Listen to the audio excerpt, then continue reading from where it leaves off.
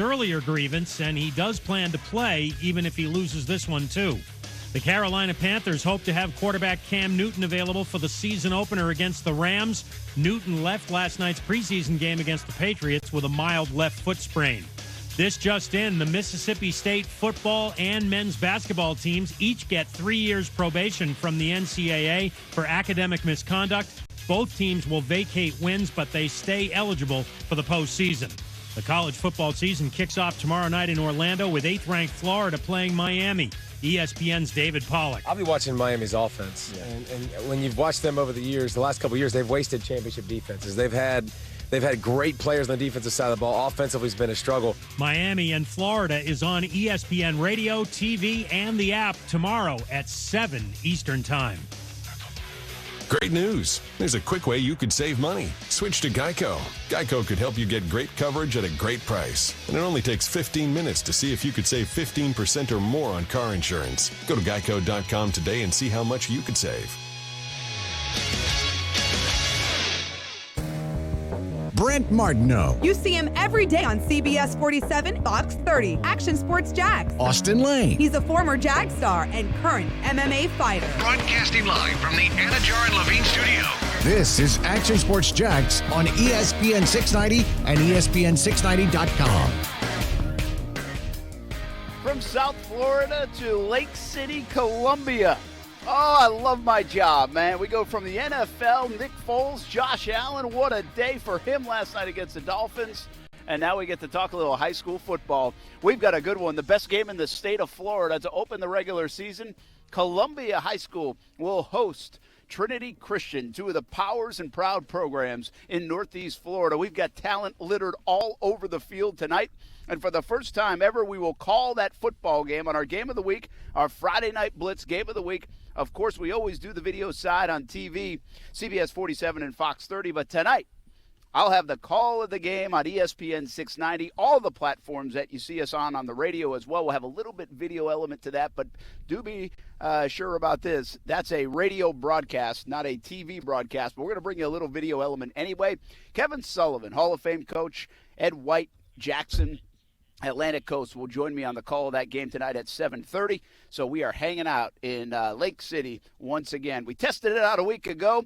Now it's working. We hope again this week, and it's full go. Bullets flying for us tonight because it's our first week of the regular season in high school football. Brent Martineau here, Action Sports Jax. Austin Lane back in the studios once again, hanging with Coos. You've almost made it through a whole week without me in the studio and hanging with Coos. I'm proud of you, Austin. I appreciate it. I expect a raise, and I expect a nice ceremony for me when you guys get back for all my service here. It wasn't easy, but we're in the home stretch now. It's Friday. Can't wait to get on the show today, talk a little Jags football. But all things considered, Brent, I thought we saw a lot of great things last night. Yeah, and we're going to get right into it. I do want to say that we hope to build this to where Austin comes out as well, but we're a little far out today. This is our farthest game. Camden County is even closer than coming over to Lake City, and so we want to be sure from a technical standpoint, so a little backup duty for Austin. But we want you out at the Friday nights. We want you out hanging out with all the faithful. There's going to be a party here in Lake City tonight for a football game, and I'm tailgating. By myself, I'm on the back of my tailgate. See, how about that? I'm just going to see how this first week goes here, Brent, because the last thing I want to do is go to a high school football game and then have fans come up to you and then make me take pictures of everybody, of you and all the fans. So, I don't want to be the picture taker. I want to see how this first weekend goes, and then we'll go from there. All right, that sounds good. By the way, I put myself in jeopardy the last few days. The iguana down there in South Florida, a little rain, which made for a nice meme from Coos, and now I just hope I don't fall off the back of this pickup truck. I got to see this video here. So, we're good. We're in good shape. But I borrowed the chair. I did not test the chair out. All right, let's get back to last night. We'll talk high school football coming up throughout the show. I love Friday nights, man. So it's what it's all about. It's really cool. You obviously played under the lights on Fridays with Wisconsin. Of course. So, we'll share some of those experiences as the day goes on and as the fall goes on Fridays. But let's talk Jacksonville Jaguars football. What did you think? I've seen mixed reviews. Some people have said, hey, the offense struggled. Then others are like, Nick Foles impresses. Well, I think it's somewhere in between. I'm not getting all credit about one drive. It's 2 3 and outs. That was disappointing. Yeah. shaking off the rust. The third drive was nice, but keep in mind it was aided by a 20-yard pass interference on a ball that was underthrown. But those are the breaks. I like the fact that they took the deep shot. I also believe when Nick Foles looks at the tape today on that drive, he had Keelan Cole on the play that Dede Westbrook got absolutely demolished on, which you don't want to see in the preseason. Keelan Cole was wide open the entire route, and he missed him and never saw him on that play. Instead, kind of put Dede in danger. So I bet he looks at that and says, that's not good. And then he throws the pick, of course, to end it. So I'm not rave reviewing their offense last night, but I do think it's nice. They got one drive, they got a touchdown, made them feel pretty good. I almost wish they had just come out right after that. I actually asked the coaches on Twitter to do that. They put him back in for another series, and he threw the interception. So, whatever. Meanwhile, the defense was pretty darn dominant. But those are my quick thoughts. What are yours? Yeah, I mean, you kind of hit all my quick thoughts on the head as well, Brent. As far as the offense was concerned, kind of came out with a slow start. I kind of expected that. It's the first time playing in a game. I thought Foles rebounded pretty nicely. Put together a pretty good drive overall. I did not like that pass to Dede Westbrook in the middle like that. Kind of left him out to dry. Thankfully, Dede Westbrook was able to get up, man, because I thought for sure he was going to be down after that one. But it was good to see him get up and everything. And then he kind of got rewarded for that hit when Foles hit him in the end zone for that touchdown. Chris Conley didn't really get a lot of a sighting, but there was that one deep ball where it was kind of like the pass interference call you thought. So there was one sighting on that. But overall, I think the offense looked pretty good. And Leonard Fournette, I thought he showed some great glimpses. I mean, you can definitely tell what they want to do with Fournette now. I mean, he's going to be that 3-down back. He's going to be catching passes out of the backfield. We know he's a pretty good all things considered, he's pretty good at running the ball. So I thought he showcased some pretty good things last night. On the defensive side of the ball, it was all about Josh Allen. It was kind of Josh Allen's coming out party, although I thought he came out the very first week against Baltimore, but he just keeps building, showing off those instincts. He had a really great game last night, and probably one of the biggest news stories from which I saw was the very first play on defense. Jags showed a little bit of a 3-4 defensive look. I don't talk too much about it. We're going to get into that. Might you be right? You want to talk about that right now. I know you do. Brent, it's hard to stay humble. It's so hard to stay humble sometimes, but I'm trying. You son of a gun. All right. We're going to get on to that. And by the way, should we put Josh Allen in the Hall of Fame? I mean, you can't get too excited about preseason. But holy cats, is this guy all over the place. And the play that excited me, I'll get into it in just a little bit. I don't want to do it right now. But the play that excited me had nothing to do with him in the backfield, against the run, even hitting the quarterback. So we'll get into that. But that was impressive from Josh Allen. Everybody talking about it in the locker room. You'll hear some of that sound that I got yesterday in Miami. Coming out of the Jags locker room from Miles Jack, Calais Campbell, Yannick Ngakoue, Josh Allen himself. Really everybody raving about this young man. And it looked like a steal of a pick when the draft came out, and he was number 7, and it was a no-brainer to take him, much like Jalen Ramsey. No-brainer to take Jalen back in 2016 at number 5. Wow. They might have fell into something big with Josh Allen. Pretty cool stuff to see what that guy's doing. And I think there's a maturity about Josh Allen that I really, really like. Back on the offensive side real quick, and we'll break it all down because we have our 3 players to watch on each side. Mm-hmm. You mentioned Leonard Fournette. And again, I just hesitate to get carried away with things. You could tell he didn't want to take that shot, that guy that ran clean on the first one where he dropped. I think it was on the second series. Yep. And by the way, I don't blame him there. I mean, this is the preseason, man.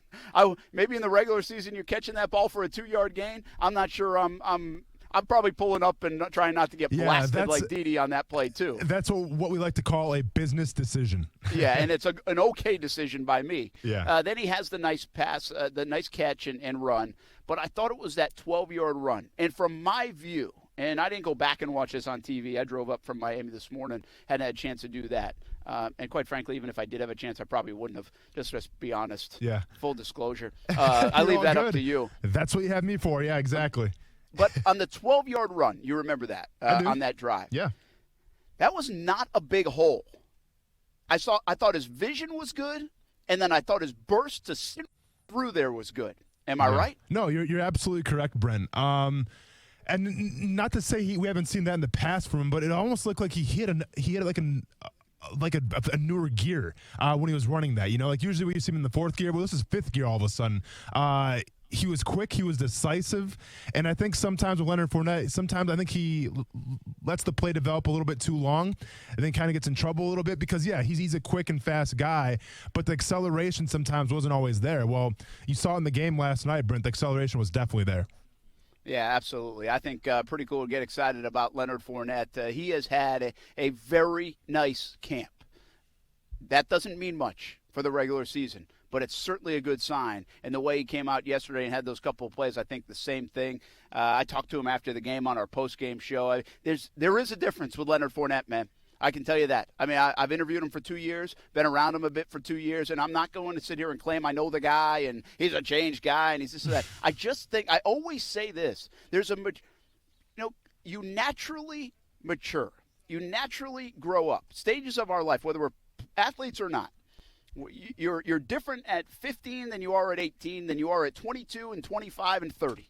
And things happen in your life. And I don't know if it's always noticeable, but with these guys under the microscope, it's easier to notice. And I'm just telling you, this is a different Leonard Fournette. I don't know what that means on the field, but I think I like the mentality. Let's just leave it at that. It feels like a different, more mature guy who looked himself in the mirror and said, you know what, let's get after this thing. And he spoke to it. I think he said recently on Sirius XM that he tried to get some people out of his life that was in his life. There's a lot to that comment that I just had and that he had in that interview. But I just think all signs point to a better Leonard Fournette, which is good for him, good for the Jacksonville Jaguars. And now you keep your fingers crossed he can stay healthy because there's not much behind him in the backfield. Jaguars need to stay healthy at running back. All right, we're going to get right into it, man. When we come back, I'm live in Lake City. We're talking high school today. Also, we are going to talk a lot about the Jags. Our three guys we wanted to watch on offense and defense, we'll get through it over the next couple of hours. We got Ballin' and Fallin'. The Gators and Canes are playing tomorrow night. Tate Casey will join us around 4:30 on that front. Ooh, baby, we are locked and loaded. We got to make a prediction. You ready to make a prediction for your first college football game? Let's do it, man. Let's get it. All right. Let the bets begin.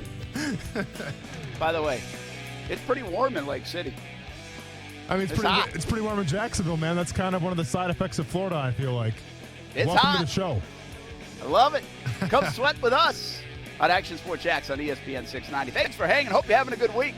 Let's head into the weekend in style with us.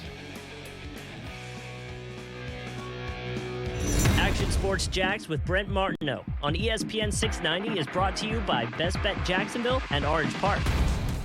Kick off the college football season with Action Sports Jax. We will break down the Florida Gators and Miami Hurricanes matchup all week on ESPN 690, 3 p.m. until 6 p.m. Then on Saturday, Action Sports Jax is live in Orlando for the Gators and Canes showdown. Highlights and live post-game reaction on Action Sports Jax primetime on Fox 30 at 10:30 and on CBS 47 at 11:30. If you like football, you'll like Action Sports Jax on ESPN 690 and on CBS 47 and Fox 30. Hey, everybody, this is Austin Lane. I used to wear number 92, and while it's a great number, 94 just might be better. That's because Vita de Luis recently got a 94 rating. Hey, this is Brent Martineau. Vita de Luis is a locally owned tequila right here in Jacksonville, made in Tequila, Mexico, shipped directly to Jax Beach. Make your own recipes with Vita de Luis tequila, one of the smoothest tequilas you will ever taste. For locations, recipes, and merchandise, visit VitaDeLuis.com. Must be at least 21 to drink. Drink responsibly. Football season is back. Almost. As we, the fans, anticipate the new season, Tailgaters Parking invites you to come experience the best tailgating at TIAA Bank Field. Tailgaters Parkers know that if you've never experienced Tailgaters Parking, you've never experienced tailgating at all. Tailgaters is on Talleyrand Avenue, right across from TIAA Bank Field. It's safe and secure with clean, permanent restrooms and a full-service bar and grill. Reserve your individual or group spaces now at tailgatorsparking.com. Right now at Beard's Jewelry, get 5 years 0 interest financing on anything and everything. That's right. 5 years, 0 interest financing for the entire month of August. How about a $3,000 designer setting? You pay just $50 a month. or a $2,500 pair of diamond studs, you pay less than $42 a month. Don't miss out on this unprecedented offer and take advantage of the lowest prices Beards is known for. Then spread your payments out over 60 months and get her that piece of jewelry she's been dreaming about. How about a GIA certified diamond with a Tacori or Veragio setting for $12,000? You pay just $200 a month. Fine jewelry has never been better. Take advantage of the largest inventory in North Florida, all at unbelievable prices. Divide your total by 60, and that's what you pay a month. Beards Jewelry, located at the St. John's Town Center. Visit beardsdiamonds.com. See the difference. Save thousands. Hey, what's up, everybody? This is Austin Lane from Action Sports Jax. Thanks for making ESPN 690 the fastest-growing sports station in Jacksonville. It was a lot of fun playing for the Jacksonville Jaguars for 3 years, and I'm having just the same amount of fun on the radio every single day with ESPN 690. So I'm reaching out to you to be part of our team and grow your business with ESPN 690. Give us a holler at 245-8732. That's 245-8732. We look forward to hearing from you and hope you join the team. Hey, fantasy footballers, this is Brent Martineau. Pizza, wings, and ice-cold drafts at your upcoming draft. Let's make it happen. Host your party at Renna's in Neptune Beach, the newest of 5 locations in the area. Specials available for your draft party, plus Wi-Fi and televisions. Pick the players with the fastest 40 times at Renna's Pizza, family-owned for more than 40 years. Want a fresh one? Then get to Renna's Pizza in Neptune Beach for your fantasy football draft party. And tell them ESPN 690 sent you.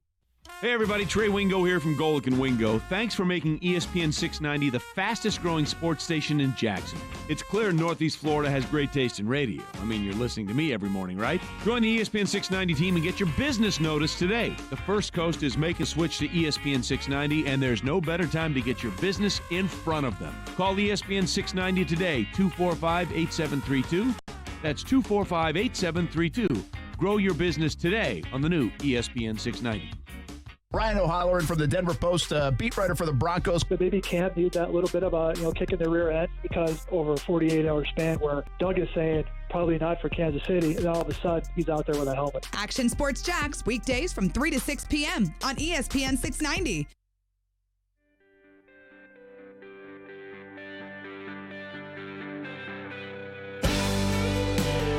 Hey, I'm Jay DeMarcus from Rascal Flats, and this is Action Sports Jax. Obviously there's some good, there's some bad. I think the big thing is it was just good being out there. It's always good just stepping in the huddle, playing a game. It's my first time wearing, the Jaguars uniform in a game. That, is emotional in itself. So that was a good first step forward. We were able to, move the ball a little bit, score a touchdown. Obviously we wanted to score more points, and, there's things that we'll learn from, but all in all, it was great just being out there with the guys today. Well, that's Nick Foles after the game last night in South Florida. Jaguars lose preseason game number 3 to the Miami Dolphins. Who cares about that, right? 0-3 in the preseason. I'm sure there are some like, oh my, 0-3 in the preseason. But all you have to know is those pesky Lions went 4-0 in the preseason and went 0-16 in the regular season, okay? That's all you need to know. Anytime everybody ever says, oh, no, we're 0-3 in the preseason. Yeah. It just doesn't matter. But Nick Foles, hey, Brent Martineau here in Lake City. Getting ready for the Friday Night Blitz, our game of the week. We'll have it on ESPN 690 for you. Lake City, Columbia against Trinity Christian, 2 of the top 10 teams in the state. It's the game of the week here for us. It's the game of the week in the state of Florida and definitely in Northeast Florida. Austin Lane back in the Action Sports Jax studios. All right, man, what do you think? What do you think Nick Foles is thinking? He didn't play for a couple of weeks. Get a little bit of the butterflies out, the newness out, the wearing the jersey, the different team. I know he's had it on, but a little bit different when you go and walk out on that field for the first time, take some snaps. And I don't think the interception is going to bother a guy like that because he's been around so much. I do think some people end the preseason like that, and it kind of sticks with them maybe for a couple of days. I don't know. Maybe I'm overplaying it. But I do think with Foles, what he's been through, he's not going to have sleepless nights. I think he's going to take what he learned from that third drive and take that with him for the next 15 days. Yeah, like I said, the first 2 drives were a little rough, but then you start to see some chemistry. You start to see that offense kind of fall in line a little bit. That Foles interception, it was kind of an errant throw. Wasn't a really good look on his part. I'm kind of with you, Brent. When they scored that touchdown to D.D. Westbrook in the end zone, I wish they just would have capped the offense right there and said, all right, you guys look good. We'll see you against Kansas City. But they decided to bring him back out there, and then Foles throws an interception. But all things considered, Brent, I think there's some ups and downs. There's a lot of positives. A few spots that could leave you with some question. I think once they get either if it's Swaim out there or Josh Oliver out there, that's going to open things up a little more as well. But all things considered, Brent, the most important part of this preseason so far we've been talking about was everybody healthy? And for the most part, the last time I checked, I don't think anybody really got injured last night. I wish Keelan Cole. DJ Chark. DJ Chark with a concussion. Yeah, and we'll see how long he's going to be out for. I get it. It's funny. You can tell you're a football player. Guy got a big headache. He's okay. It's not an injury. I understand. Hey, and that was scary for a moment because I thought it was a knee. Because he got hit in the shoulder, it looked like, and he took a big wallop. Yeah. But I thought it was the knee at first, the way everybody reacted. I did not realize it was a concussion, but a pretty violent hit. And so it's a weird thing to say, but for a player, and every player would say this, so I don't think I'm speaking out of turn, you'd almost rather have a concussion than a knee. I mean, you would. Oh, without a doubt. Yeah, hands down. And speaking of big hits, too, I think Keelan Cole's got to learn how to fair catch a little more. He took 2 big shots last night. Let me jump in on that, too, though, man, because I think he's trying to get a job. Nobody fair catches in the preseason. I saw everybody on Twitter reacting like that. Well, your job in the preseason is to go make a play.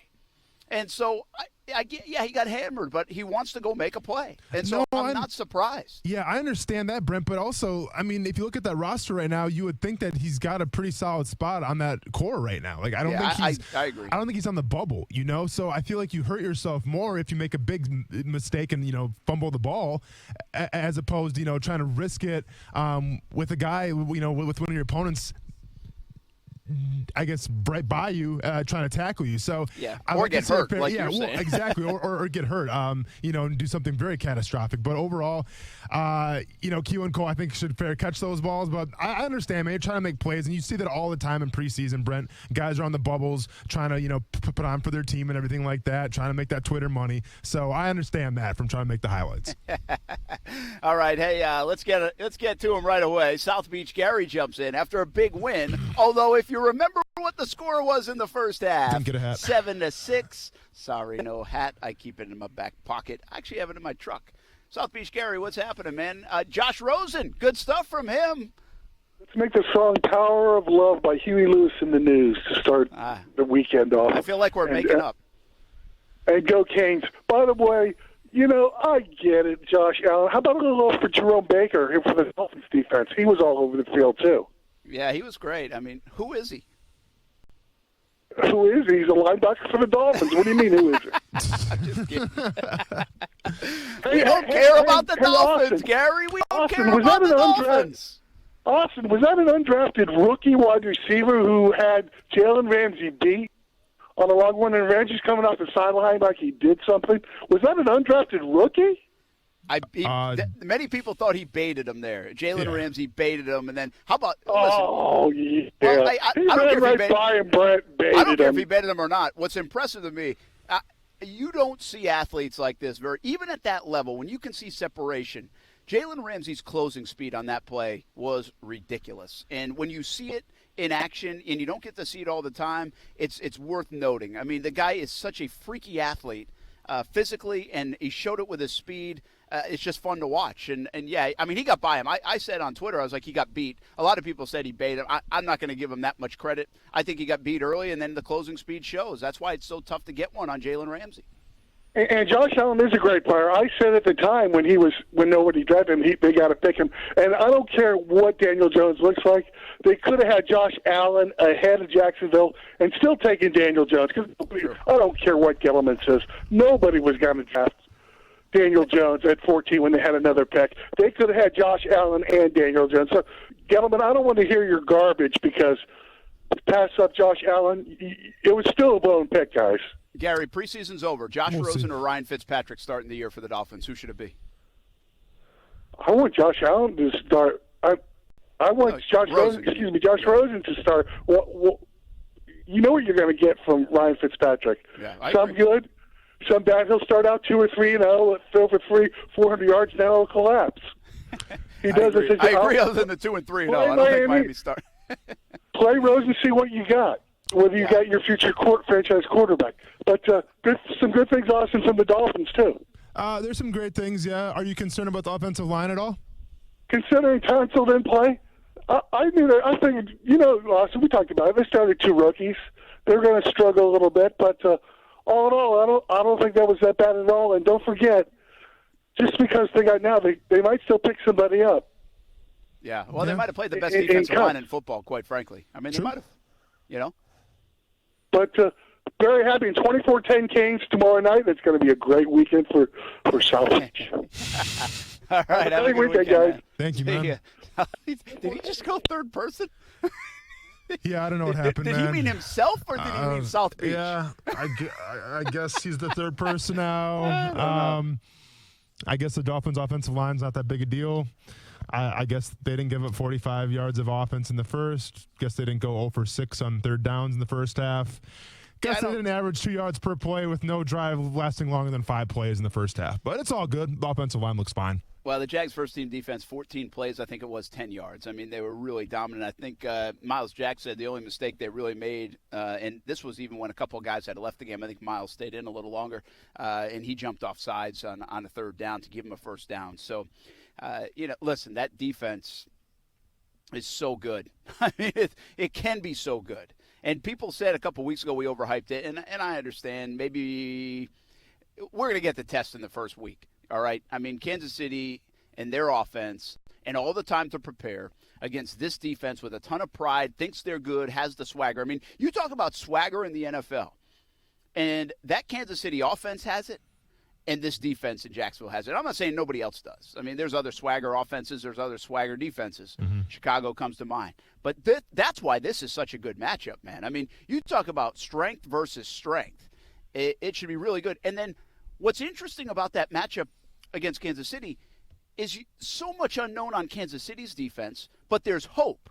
So much unknown on the Jags offense, but there's hope. Yeah. So even their deficient areas, I think people are keeping their fingers crossed for both teams. But then you have just, the Goliaths of the two sides of the ball, maybe even in the entire NFL. That's going to be a fun one to watch in a couple of weeks. It's going to be a fantastic one. And, when we kind of made the predictions for when the schedule got released, I like Jacksonville in this game, Brent. I'm not going to change my tune now. I think the Heat, pending that it's going to be a warm one, is going to play a huge factor in it. I mean, it does every single year. Look what happened to the Patriots last year.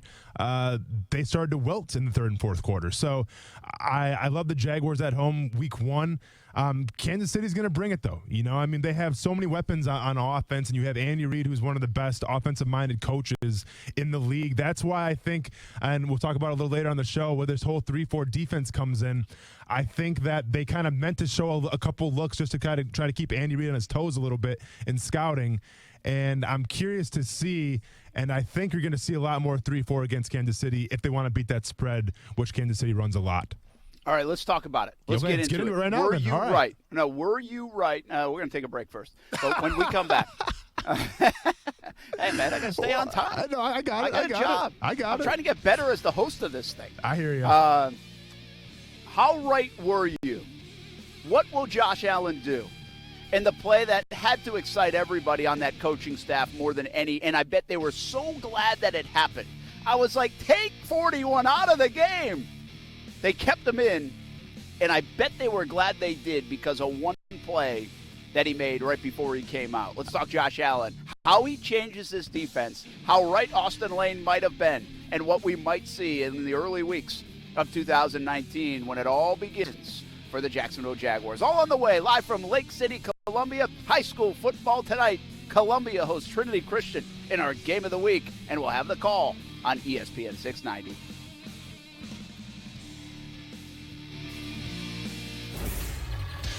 ESPN 690 Sports Center Update.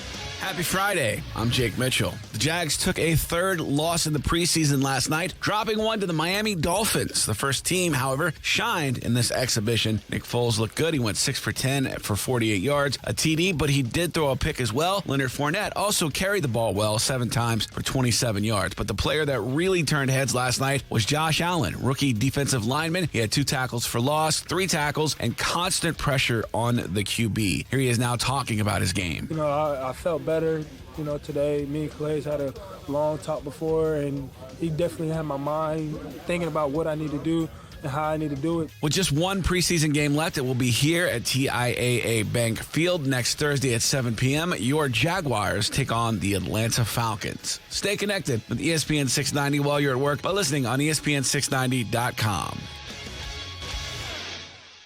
Savings on top of huge selection on top of rave customer reviews. That's how they do the National Clearance Event at Arlington Toyota. During the National Clearance Event, you can take your pick from over 1,000 new and pre-owned on Arlington's lot. I mean, come on! 1,000 vehicles. You know you're going to find what you want and save during the National Clearance Event at Arlington.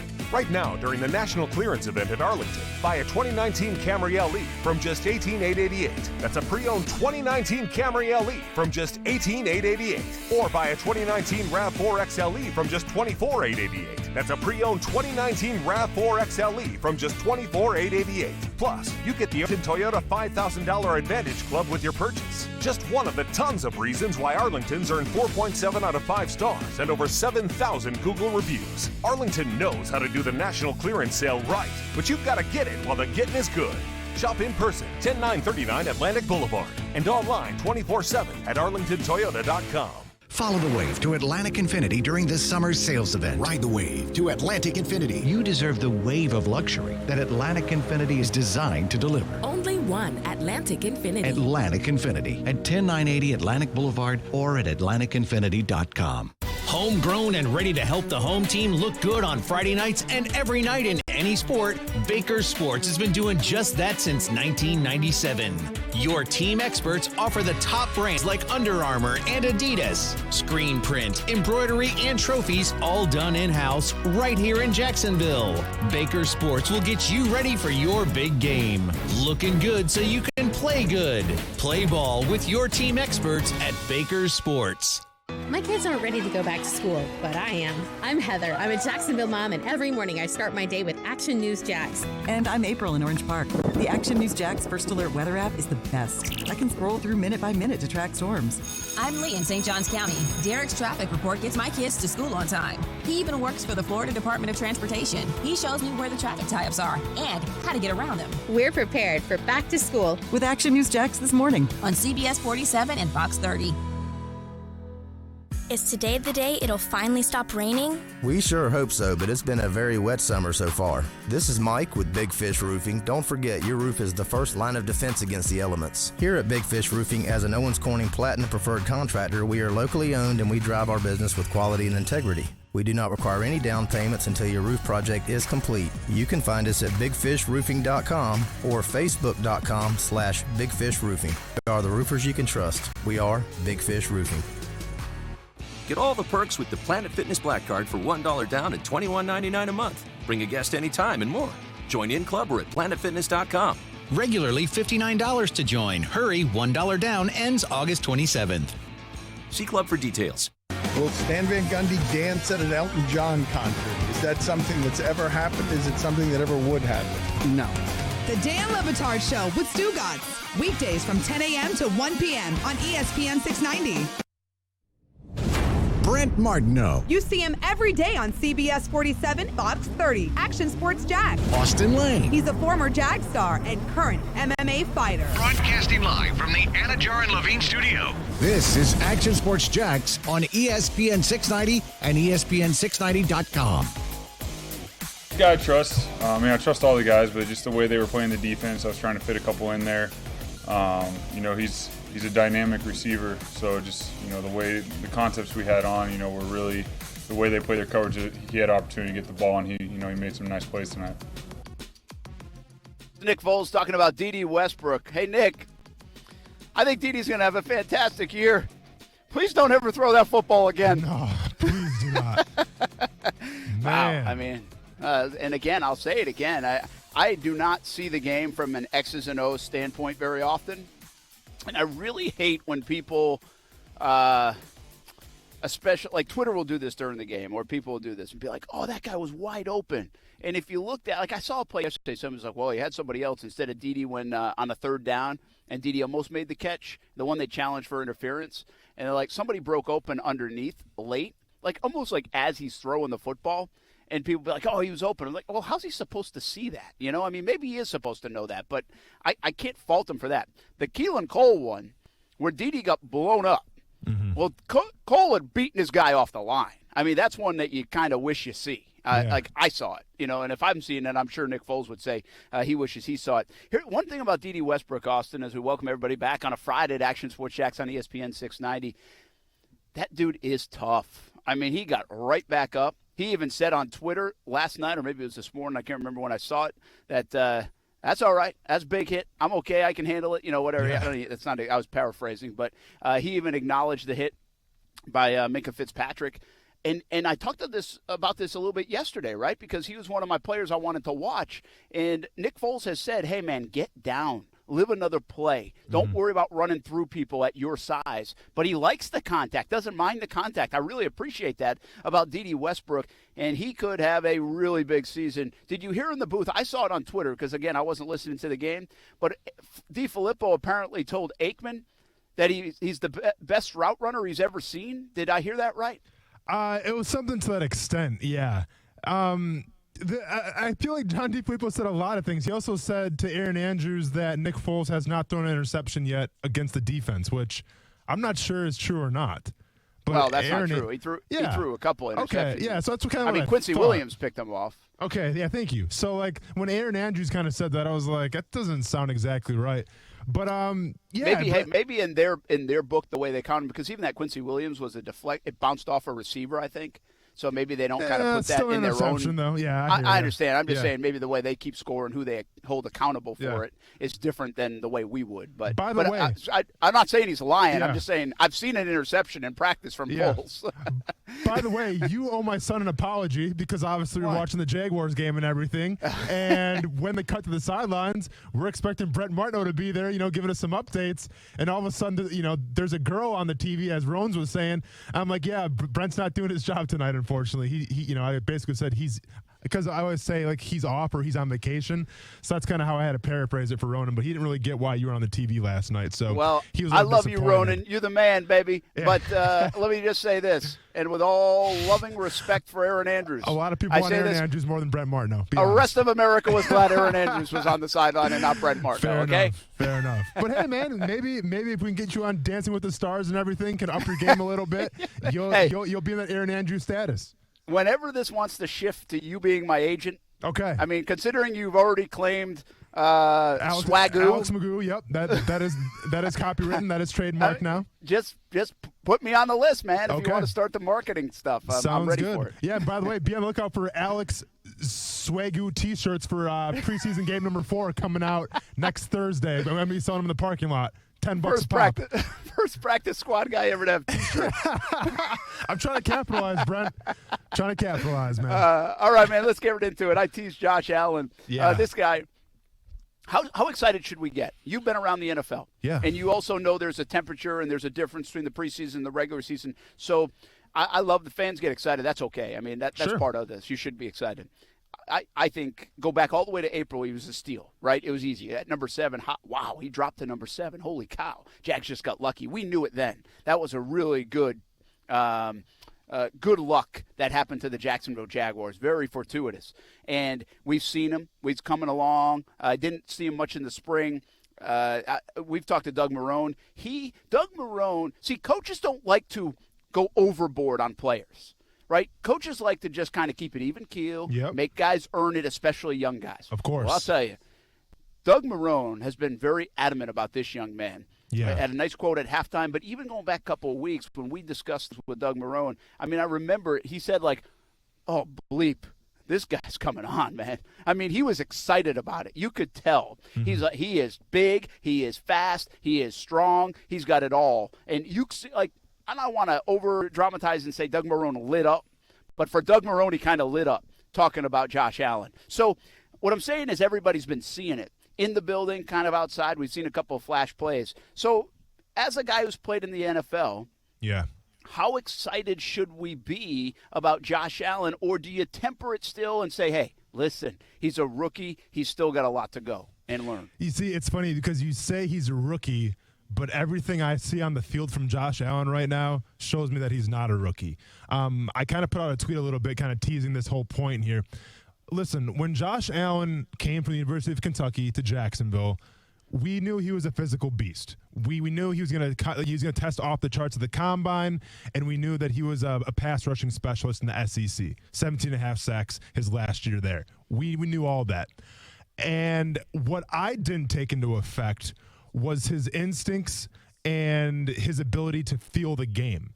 Now, what do I mean by that? Because some of those things just doesn't pop up on tape, Brent. Like, we see athleticism, we see the strength, but sometimes we can't appreciate his instincts, especially being a rookie. So let's go ahead and recap quick Josh Allen's, 3 preseason games, which he's been in. The very first play that he plays against Baltimore, basically the tackle goes down on Allen and leaves Josh Allen on an island. He's by himself out there, and the tight end's working back to make the block. Josh Allen feels that. He senses what's going on, sees the tight end in motion, goes inside the tight end, and makes the tackle for loss against the running back. And that was Josh Allen's first play. And from there, I was like, okay, I mean, that's not an everyday play, because anytime you're in open space, Brent, and no one's blocking you, your eyes, if you're a rookie or even like a second-year, third-year guy, they have a tendency to go all over the backfield because you're like, what's coming at me now? What's going on? Because no one's blocking me.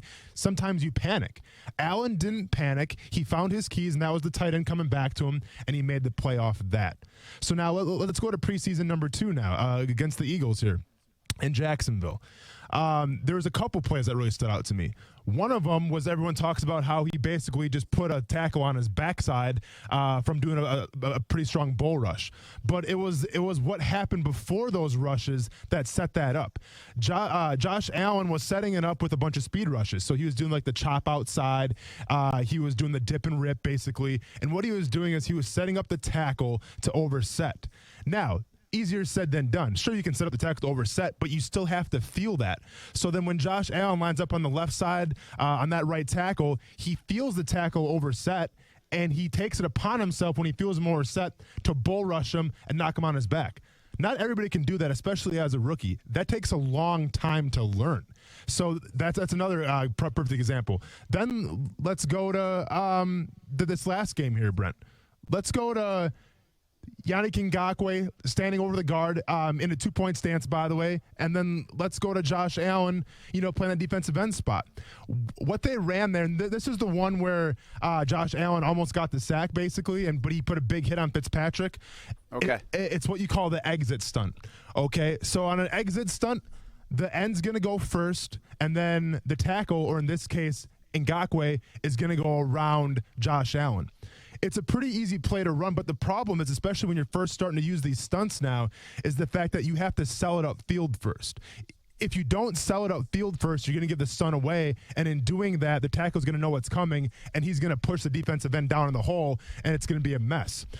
If you watch Josh Allen on that play and you watch his eyes are upfield. He completely sets up the play perfectly for that exits game. So then he sets it upfield, he goes inside, and then he does a thing that we like to call ricochet. And what that means basically is when he works back inside, he almost uses the guard's momentum coming back to him as kind of like a launching point. And that actually, kind of bursts him through the line. That's exactly what he did there. And once again, this is his first time I've seen running the exit game, and he runs it absolutely perfectly. And then in doing so as well, the tackle does come down on Josh Allen. Yannick Ngakoue gets from the 3 technique, goes outside, and actually came by pretty scot-free as well. So that was a beautiful play on Josh Allen's part. And listen, I can go on and on about the plays. I think the one that you want to talk about, Brent. Well, let's do it next. Okay. Let's do it next. Okay. Because that changes the way they play defense, in my opinion. Yeah. And that's what I want to talk about next. That's good stuff, by the way, because you talking about instincts and savviness and kind of a veteran presence from a guy that's a rookie, I think speaks volumes, and I think talking to Calais Campbell, Yannick Ngakoue, Miles Jack, I think they see a little bit of that too. And that's just something I think we just don't see. We see the plays. We see the stats, the sacks, the tackles, the big hits. Yeah. But that's a little bit different. So appreciate those thoughts on what might make this guy pretty special. Now he has to translate it and bring it to the regular season. And, wow, this is going to be a formidable group if this guy's as good in the regular season. When we come back, the play that really stood out and how Josh Allen changes the defense. Austin might be right. It's his coming out party next on ESPN 690.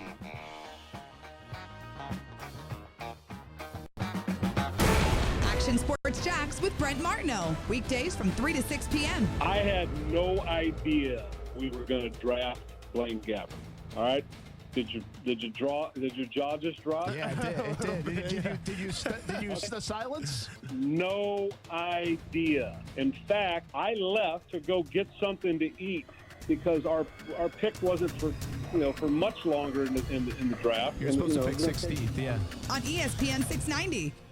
What's up, North Florida poker fans? This is Allie McDeal from both Best Bet Card Rooms in Jacksonville and Orange Park. The World Poker Tour returns to Jacksonville September 27th with 22 total events and over $1.3 million in guarantees. The $5,000 buy-in Best Bet Bounty Scramble will host 30 of the most acclaimed celebrities from around the world. Knock out any of the celebrity bounties and get $2,500 on the spot. Take part in all the glory and fame at this year's WPT Series. For more information, visit them on the web at bestbetjax.com. Best Bet, where anybody can win. There is one name synonymous with joint replacement excellence, and that name is Heekin of the Heekin Clinic. For 18 years, Dr. R. David Heekin and his staff have been the leader for treatment of hip and knee pain. Eliminating hip and knee pain through advanced surgical and non-surgical techniques has been Dr. Heekin's sole goal since retiring from the Army in 2001. If you're looking to ease your hip and knee pain, schedule an appointment today and call 328-5979 or visit HeekinClinic.com. That's HeekinClinic.com. That's what sleeping with a CPAP sounds like. If you can't use CPAP, imagine pressing a button and it sounding like this. That's sleeping with Inspire. No mask, no hose, just sleep. Inspire is a sleep apnea treatment that works inside the body with one click of a remote. That's right, just a button. If you have sleep apnea, great sleep awaits at InspireSleep.com. That's InspireSleep.com. Inspire. Sleep apnea innovation. No mask, no hose, just sleep. Talk to your doctor to see if Inspire is right for you and review important safety information at InspireSleep.com. Honda of the Avenues is seeing zeros. Zero down payment, zero first payment, and zero security deposit this month. Sign and drive a new Accord LX for just $269 a month with zero do-it signing. Or buy with 0% financing at Honda of the Avenues, the Honda Giant. 2019 Accord LX, $269 a month for 36 months, plus tax, title, and registration, with approved credit through AHFC. Lessee's responsible for 15 cents per mile over 12,000 miles per year. 0% for 24 to 60 months on all 2019 Accords. 5% down, plus tax, tag, and fees. Valid on in-stock units only. See dealer for details. Offers end 9/3/2019.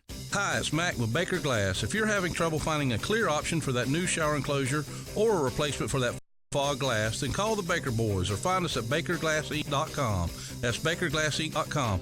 Baker Glass, no one treats you better. Hey everybody, this is Austin Lane. I used to wear number 92, and while it's a great number, 94 just might be better. That's because Vida de Luis recently got a 94 rating. Hey, this is Brent Martineau. Vida de Luis is a locally owned tequila right here in Jacksonville, made in Tequila, Mexico, and shipped directly to Jax Beach. Make your own recipes with Vida de Luis tequila, one of the smoothest tequilas you will ever taste. For locations, recipes, and merchandise, visit VitaDeLuis.com. Leave your troubles ashore. Live the island life with the citrus of the sea. Vida de Luis tequila. Must be at least 21 to drink. Drink responsibly. Right now at Beard's Jewelry, get 5 years zero interest financing on anything and everything. How about a $3,000 designer setting? You pay just $50 a month. Or a $2,500 pair of diamond studs? You pay less than $42 a month. At the St. John's Town Center or at BeardsDiamonds.com.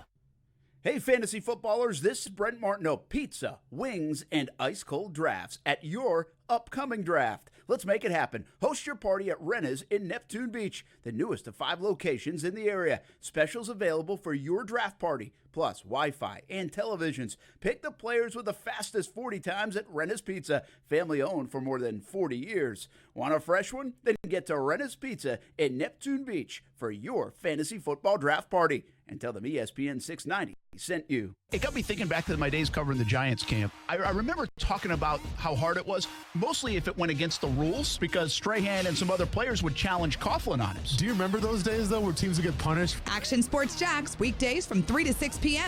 on ESPN 690. Now, back to Action Sports Jax on ESPN 690 and on your smart speaker. I thought overall, defensively they did a nice job. Play like Josh Allen, who's really had a great camp that we haven't, really shown a lot of, with the ability, that he has, meaning that, he's played, sparingly for us. But, when you get out here on a different stage and you got starters out there, it just shows you what he's able to do. Doug Marrone talking about his prized rookie, Josh Allen, 7th overall pick out of Kentucky. This is a guy that really has put up a lot of production at Kentucky in the SEC, 17.5 sacks a year ago, and I think it's like 21 tackles for loss last season. This guy was dominant at Kentucky. He gets lost at Kentucky. I get it, even though Kentucky was much better than they have been. But, wow, does he look good. He looks the part. I've always said this about him. I love the maturity. It doesn't make you mature if you're married and have a kid. That doesn't necessarily go hand in hand. But I think there's something to it, especially as a young guy and kind of adapting to the NFL. We talked to him a lot in the last couple of weeks. He's eating right. He's doing everything the Jags say. He says he doesn't want to be one of these guys that takes a while to become a pro. He wants to be a pro, and he's around two really good ones in Calais Campbell and Yannick Ngakoue. I even asked Ngakoue yesterday about him, and I said, you know what, you guys want to be leaders, and I get it, and so you teach him whatever you can teach him. I said, how is he as a pupil? How is he as a student? He said, man, that guy's awesome. He absorbs everything. He wants more. He asks questions. So that will tell you where this guy's mindset is, and I think there's still a level of humility about him. I mean, there's not like, hey, I've arrived, I've made it. It's more, I got work to do. We're off to a good start, but that's it. So I really like the guy's attitude, and how do you not love his game? Brent Martineau out in Lake City, Columbia. I'm on the back of the tailgate here as we get ready for some high school football. Friday Night Blitz, game of the week, Trinity and Columbia will have the call on ESPN 690. All the highlights tonight on TV on Fox 30 and CBS 47. It's the game of the week in the state of Florida, and we have it to debut on ESPN 690, this new Friday Night Blitz coverage we are launching tonight. Austin Lane back in the Action Sports Shack studios. Coos as well doing a lot of work, and he'll hang with us tonight during the high school broadcast, so we appreciate everything Coos is doing, even though we kid with him often. As we roll into the weekend, let's give an attaboy to Austin, because he has been all over this since the day they drafted Josh Allen. And remember, we were at Jags headquarters the day after the draft. Yeah. You and I, and Dave Caldwell came on, and he joined us. And we asked him about dropping back, and he said at the time, he's like, well, we didn't draft the guy 7th overall to drop back. Sure. Okay, maybe not exclusively. But that play that we saw last night before he came out of the game against the running back, it was a running back, right? Yeah, it was a running back. Correct.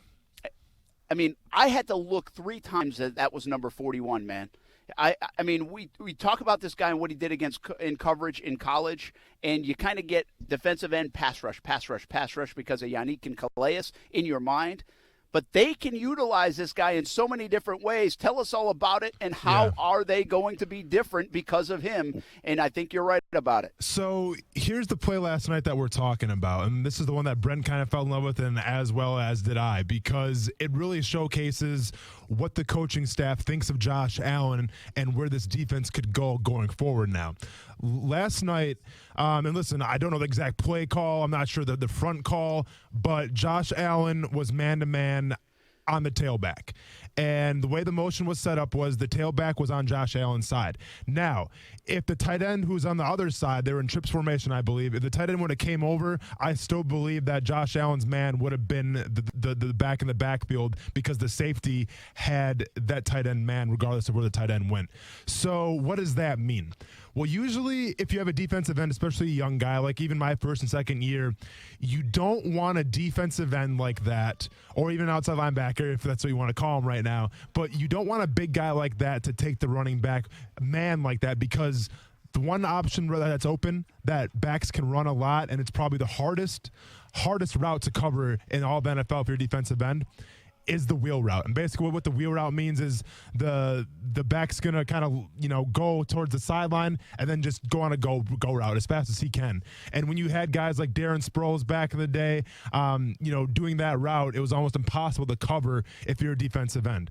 Well, it goes to show you exactly what the coaching staff thinks of Josh Allen in literally his 3rd preseason game, getting live reps to put him one-on-one with that tailback, and basically said, wherever that tailback goes, Josh, you got to cover him. And that Josh did. Now, granted, the tailback didn't run any kind of crazy routes, but once again, getting back to the whole instinct factor, Brent, if you watch that play closely, Josh Allen read that there's going to be a kind of like a screen happening, basically, with that wide receiver. Josh Allen cross faces that wide receiver, makes the play on the rack, and it was a tackle for loss. A beautiful play out in space, out with probably a play he hasn't really seen a lot with that wide receiver coming to set the screen on him. He did a fantastic job, and once again, that's where the instincts come into play. Absolutely. And, I think the Jags coaching staff absolutely loved seeing that play. I had said, get him out of there, right? I mean, bubble wrap him up and get us to Kansas City. Josh Allen looks so good. Why do you need him in there? But I think maybe that's the play they were waiting for, Austin, to see that in live action. And at least we all got to see it. And I think it's a game changer to see that. And we've seen a bit in practice, right? Dropping back a little bit, the different looks. They've hinted to us that, hey, there's some first and second down might be a bit different. I think that's what we're talking about a lot. Yeah. Because third down, we know what the package is going to be on third down. It's going to be Josh Allen, Marcel Darius, Calais Campbell, and Yannick Ngakoue. Pretty damn good. But first and second down is where things get a little different for this defense, potentially because of Josh Allen. That's where he changes the game. We talked to Leon Jacobs a bit yesterday before the game. People said, well, what's he up to? I wonder, does it matter? Because can you take Allen off the field? You have to almost keep him out there, don't you? Exactly. So before I kind of get to my whole point of the 3-4 defense that I talked about actually it was the day after that the Jaguars drafted Josh Allen. I kind of went on this giant rant a little bit about what they should do with him. I'm just saying what happened. But listen, I'm going to be remiss if I don't mention two other plays last night, Brent, that really showed off his instincts a little bit. I got to bring these plays up quick, and then we'll get into the 3-4 defense. The very first play that he had the tackle on last night, he was lined up on a tackle. The tight end comes over. The tackle literally goes down. The tackle pulls on the outside, and the tight end crashes down. Now, it was a bad block on the tight end's part, but a rookie defensive end or any guy that isn't used to playing a lot in the NFL, when he sees that tackle pull on his outside, it's your first instinct, because I've done this many, many times. It's your first instinct to, instead of come forward, it's your instinct to try to follow the tackle and actually take a step backward. Josh Allen doesn't do that. Josh Allen sticks on his keys. He explodes off the ball, goes forward, and exploding the ball and going forward, the tight end can't get him. He makes a play in the backfield. Another classic example of instincts coming from a rookie player, which is super rare. And then the last play. Listen, Dwayne Smoot had a great game last night, but I'm going to give it to him. I thought he really shined for the most part. But Josh Allen should be owed some dinner from Ruth Chris or something, because Dwayne Smoot got a sack off Josh Allen. And once again, I'm talking about instincts here, Brent. One of the hardest things to comprehend as a pass rusher is what we call rushing the plane of the quarterback. You see it all the time where guys want to do a speed rush and they kind of get washed down. The quarterback steps up, completes the pass. If you watch that play last night where Smoot got the sack, Josh Allen's rushing the passer. He realized he's not on the plane the quarterback anymore. He works back inside. But instead of panicking, working back inside and trying to make the tackle, he sheds the blocker first. He sheds the tackle and then goes after the quarterback. Dwayne Smoot gets the sack. But once again, Brent, just another example of instinct. I've probably given like 6 or 7 examples here in 3 preseason games. It's off the charts, man. Off the charts. Smoot is really flashing the preseason as well, but that one thanks to Josh Allen. More Allen talking. Is this a 3-4 or a 4-3? A hybrid? What the heck is this defense now going up against Kansas City in a couple weeks? We're back on ESPN 690 after this.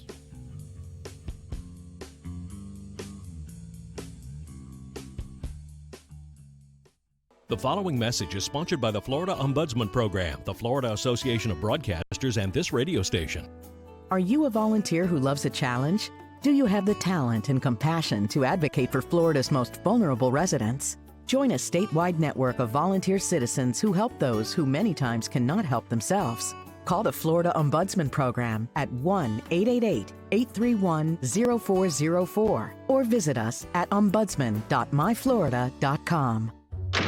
Hey, boss, you're not gonna believe this. What now? Remember Frankie, the guy we've been showing the ropes to? Who? You know, our protege. Oh, yeah, Frankie. The next generation of crooks making us proud. Yeah, not so much. Boss, he just got busted. He what? Yup. Cops caught him. He was Boss, you might want to sit down for this. Uh-oh. Sounds serious. Yeah, they caught him breaking into our warehouse. Oh, that little weasel. Of all the places to break into, he chose our warehouse? You just can't trust anyone these days. Yeah, and he knew we had Safe Touch security monitoring the place with the two-way communicator, the video monitoring. Huh. Serves him right for breaking rule number 1 in the Crooks R Us handbook. Stay away from Safe Touch houses. Yeah. Kids these days. Crooks know to stay away from Safe Touch houses. Hi, I'm Lester Jackson, president of Safe Touch Security Systems. No one beats our technology or our price. Call Safe Touch today at 888-723-8682 or go to safetouch.com. State license number EF233. Broadcasting live from the ESPN 690 Anajar and Levine studios. Anajar and Levine Accident Attorneys. Call 904-600-4000. That's 904-600-4000. ESPN 690. Jacksonville's home for ESPN Radio. WOKV Jacksonville. Listen live everywhere you go on ESPN690.com. ESPN 690, a Cox Media Group station.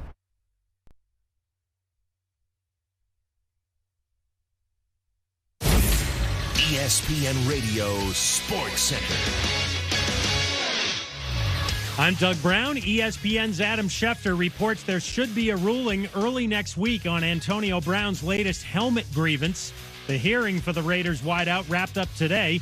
Brown wants to keep wearing his old helmet, but the league now says that helmet no longer meets safety standards. Schefter also reports Packers wideout Equanimous St. Brown could be out up to 6 weeks with a sprained left ankle. He got hurt last night against the Raiders. And Adam is noticing a trend this week. This is the year where preseason football really became obsolete. You're seeing more and more teams rest more and more regulars to the point where when they go out in the third week of the preseason, which usually is a dress rehearsal, there are fewer regulars than ever. Adam Schefter on NFL Live. The highest paid offensive lineman in the league, Taylor Lewan of the Titans, gets a 4-game suspension for PEDs. Former NFL lineman Barry Bennett and his wife Carol were found shot and killed in their home this week in Minnesota. The couple's son, 22-year-old Dylan Bennett, is now charged in that case.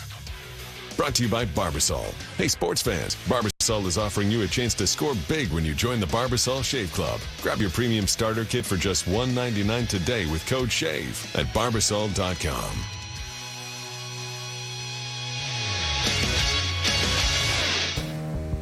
Brent Martineau. You see him every day on CBS 47, Fox 30, Action Sports Jags. Austin Lane. He's a former Jag star and current MMA fighter. Broadcasting live from the Anajar and Levine studio. This is Action Sports Jags on ESPN 690 and ESPN690.com. Just getting back out there, we were executing the first couple possessions. It just was falling short, and we just kept talking on the sideline, and we were able to go out to that third one and really move the ball. We were just able to get things going. Things started clicking, and it was good to see that we were able. A lot of our first times playing together was tonight, so it was good to have that experience and go down and end up with a touchdown. That's Nick. That's Nick. Oh yeah, it is Nick Foles. I gave her the 5 seconds, Brent. I gave her the 5 seconds in order to be seen. I tried to take it. I'm sorry. I liked it. I just ran in. I had to go to the bathroom real quick. I tell you what, it's nice and cool in there. I should have done the show from inside the clubhouse, guys. But it's nap time right there. I don't want to wake anybody up. They're catching a nap before the game. I like it. Hey, I'll tell you what, kids, if you're listening around the area tonight, these guys are listening right now, you better drink some water. Because it's hot out today. Oh, yeah. It's hot. It's going to be some cramping tonight, and always got to be safe. And they'll take water breaks in high school football, which is good, but hopefully plenty of fluids, bananas, potassium. Don't want to cramp up. Oh, those cramps are the worst.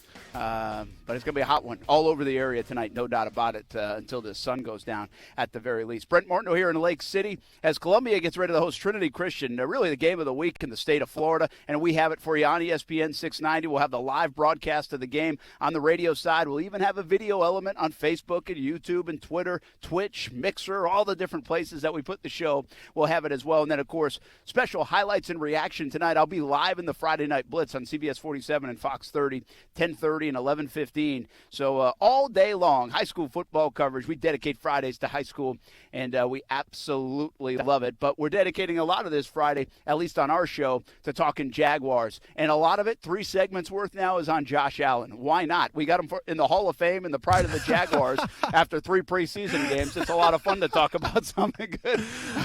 All right, Austin, 3-4, 4-3. They came out in 3-4 kind of look because they had 5 defensive linemen. Explain it to us. What are they going to do, and how often will they use Allen? So, and I probably should have went back to the audio, Brent, that day that he got drafted, the day after, where we kind of did the whole breakdown thing. But I'm just going to go by off what I remember saying here.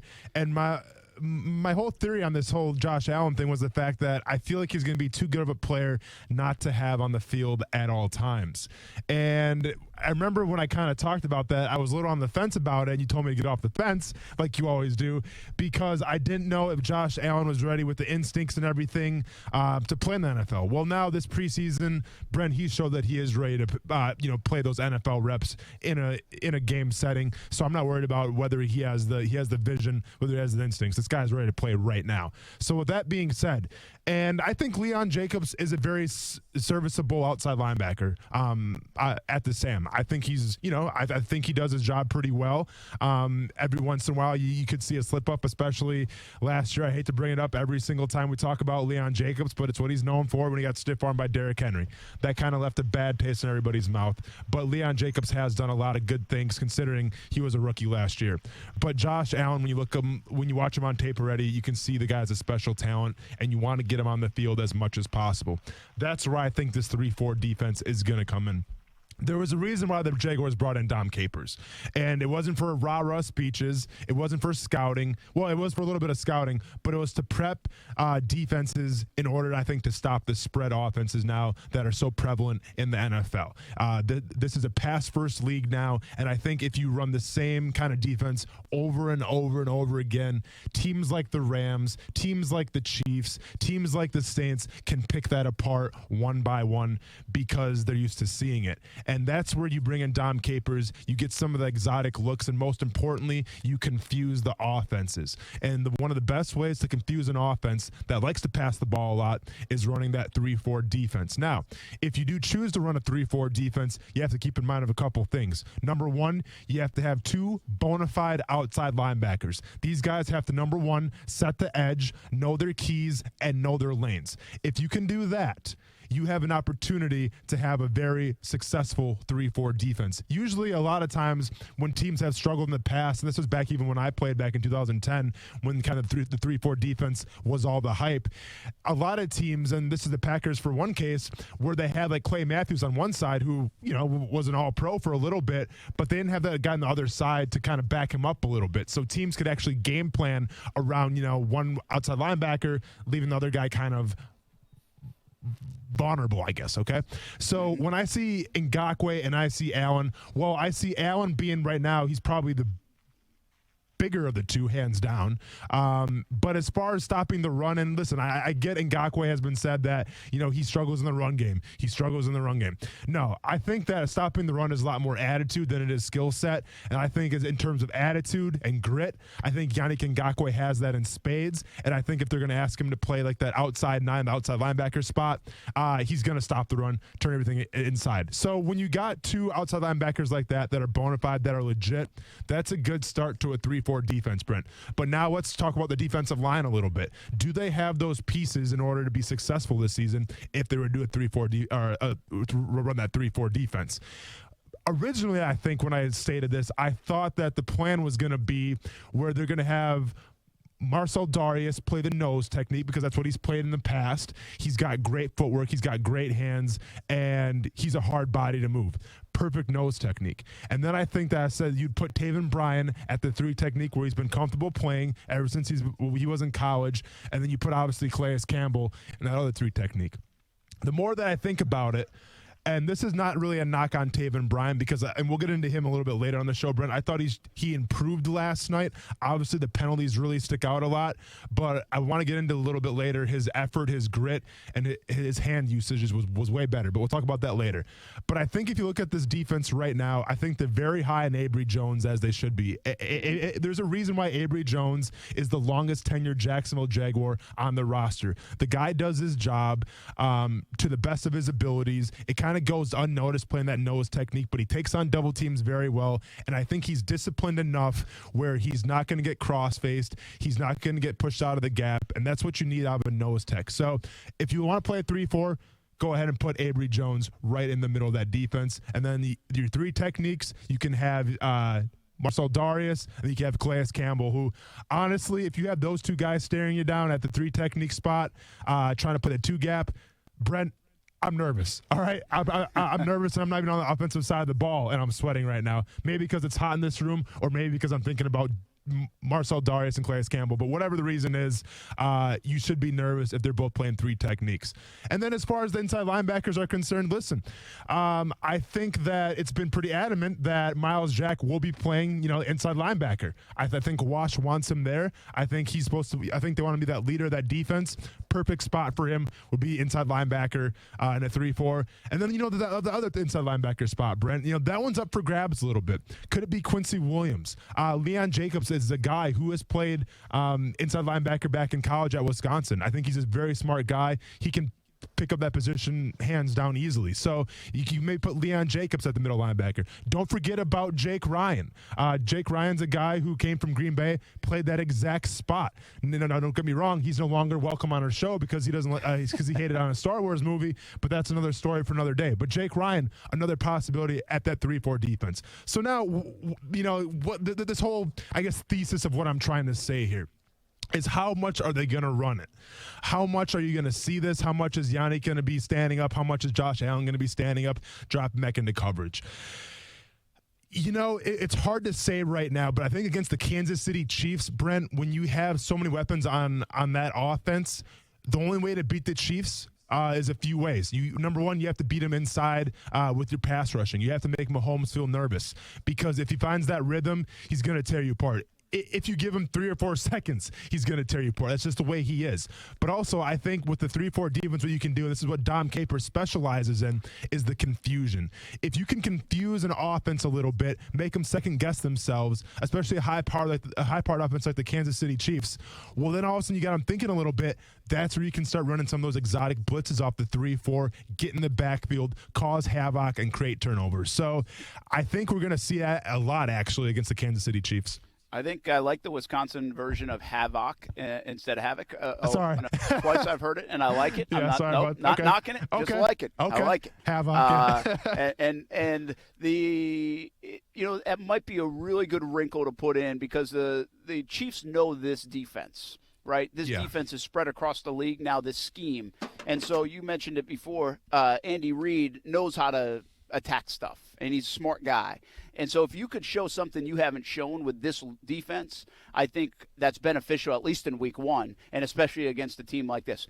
Here's where I'm going to come back at you. Yeah. Now, you're not saying strictly 3-4, but you're going to say some principles and some showcases of that 3-4 defense with the Jags. Here's where they have to be a little careful because they have to allow Calais Campbell, who's had 25 sacks, not just to eat up space, but to be able to go get the quarterback. And he's making $15 million. That's a salary that says go get the quarterback, And so they've got to be able to give, he didn't have it. This defense has featured him and has allowed him to get 25 sacks, unlike what Arizona's defense kind of allowed him to do. It just wasn't his role. Well, he comes to Jacksonville and bam, he starts sacking the quarterback left and right, and he becomes the mayor of Saxonville. So I think they have to be a little bit cautious. And I know you don't play towards stats, but you also have to keep guys happy to a degree. It's almost like an offense trying to get guys the ball and spread it out. Oh, without a doubt, Brent. With this defense. And so I just want to make that clear. Like, if you use some principles of this or showcase some of that, I don't think you mean all the time because you can still – I go back to what Calais Campbell said, despite what you have hinted and what it looks like they might do at times. Sure. Calais said, hey, remember, we've been a top 5 defense. If it ain't broke, don't fix it. That doesn't mean we can't add some wrinkles to it. But they are going to still be what they are and have been on a base principle level, I think. Now you just throw these wrinkles in with a new toy like Josh Allen. Exactly. And listen, if I'm Calais Campbell, I'm probably a little nervous because if you do a lot of that 3-4 defense, Brent, sometimes you're kind of just designed there to take up space. Listen, I should know. I played 3-4 in Kansas City. If you don't really know what you're doing, you're not used to it, it's not a fun job to have.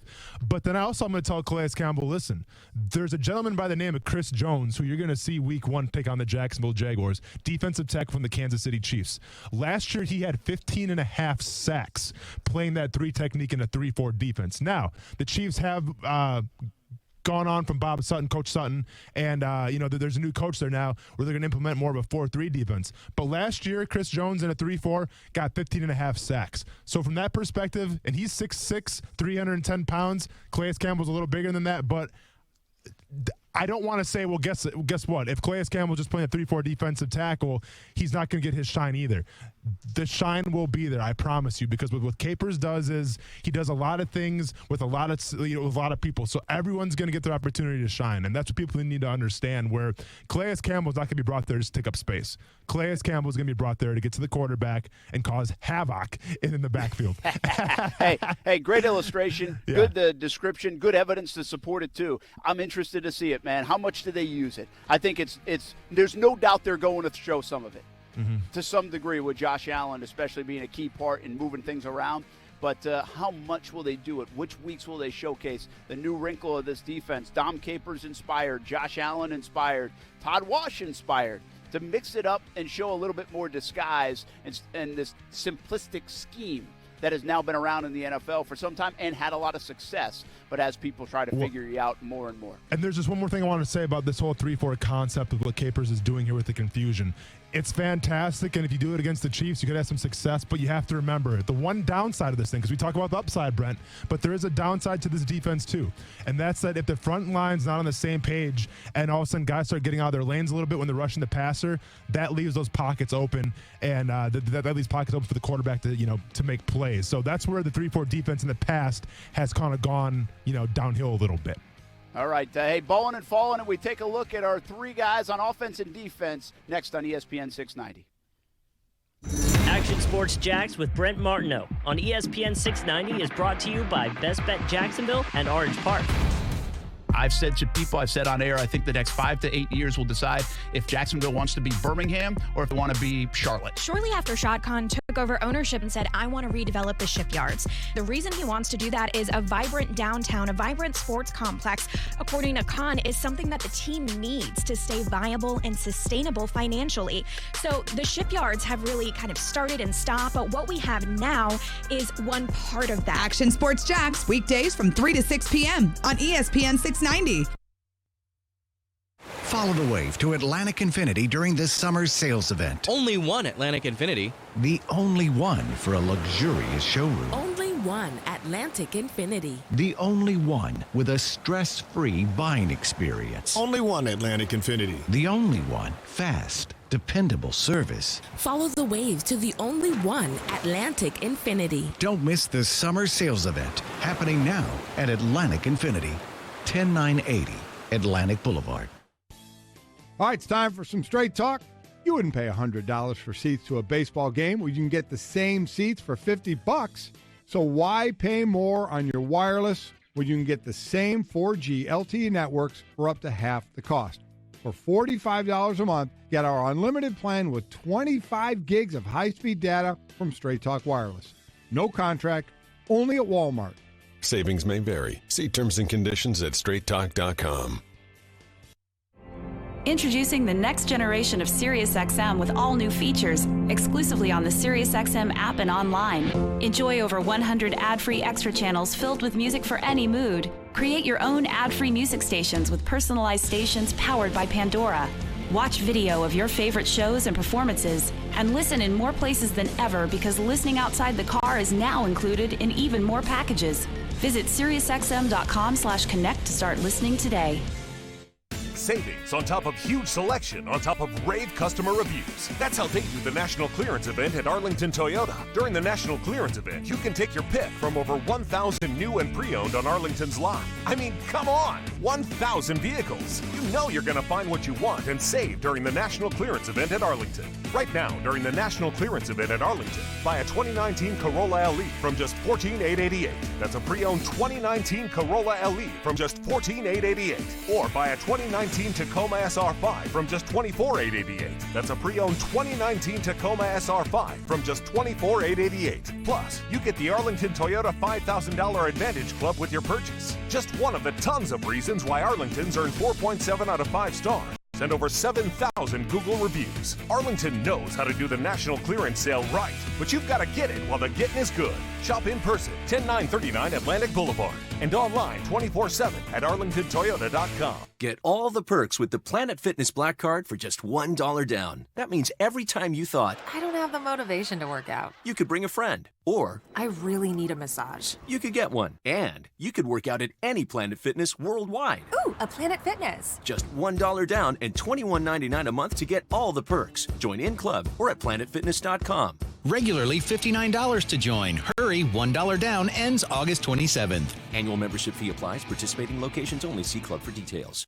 Hey everybody, it's Brent Martineau from Action Sports Jax. Thank you for making ESPN 690 the fastest growing sports station in Jacksonville. Everyone is loving our in-depth coverage of the Jaguars, the NFL, and all things sports. Another thing our listeners will love, your business. Let's work together and get you on the fastest growing sports station in Northeast Florida. Call ESPN 690 today, 245-8732. That's 904-245-8732. Grow your business today on the new ESPN 690. Is today the day it'll finally stop raining? We sure hope so, but it's been a very wet summer so far. This is Mike with Big Fish Roofing. Don't forget, your roof is the first line of defense against the elements. Here at Big Fish Roofing, as an Owens Corning Platinum Preferred Contractor, we are locally owned and we drive our business with quality and integrity. We do not require any down payments until your roof project is complete. You can find us at bigfishroofing.com or facebook.com/bigfishroofing. We are the roofers you can trust. We are Big Fish Roofing. My kids aren't ready to go back to school, but I am. I'm Heather. I'm a Jacksonville mom, and every morning I start my day with Action News Jax. And I'm April in Orange Park. The Action News Jax First Alert weather app is the best. I can scroll through minute by minute to track storms. I'm Lee in St. Johns County. Derek's traffic report gets my kids to school on time. He even works for the Florida Department of Transportation. He shows me where the traffic tie-ups are and how to get around them. We're prepared for back to school with Action News Jax this morning on CBS 47 and Fox 30. Hey everybody, it's Brent Martineau, and let me be your party planner. How does this sound? 18 holes at the golf club at Southampton, followed by your fantasy football draft party. Golf and football, and oh yeah, food. Southampton has it all, including a special tailgate catering menu all fall. Call 287-PLAY. That's 287-PLAY to set up golf, your fantasy football party at the clubhouse, and give Lisa a call for your tailgate catering. 287-PLAY, and see the menu at golfsouthampton.com. That's the crossroads. So then you would have Jerry Jones basically saying we're not paying market value for what this guy would be worth. He just came out and said you can win a Super Bowl without winning a rushing title. Go Lick and Wingo, weekdays from 6 to 10 a.m. on ESPN 690.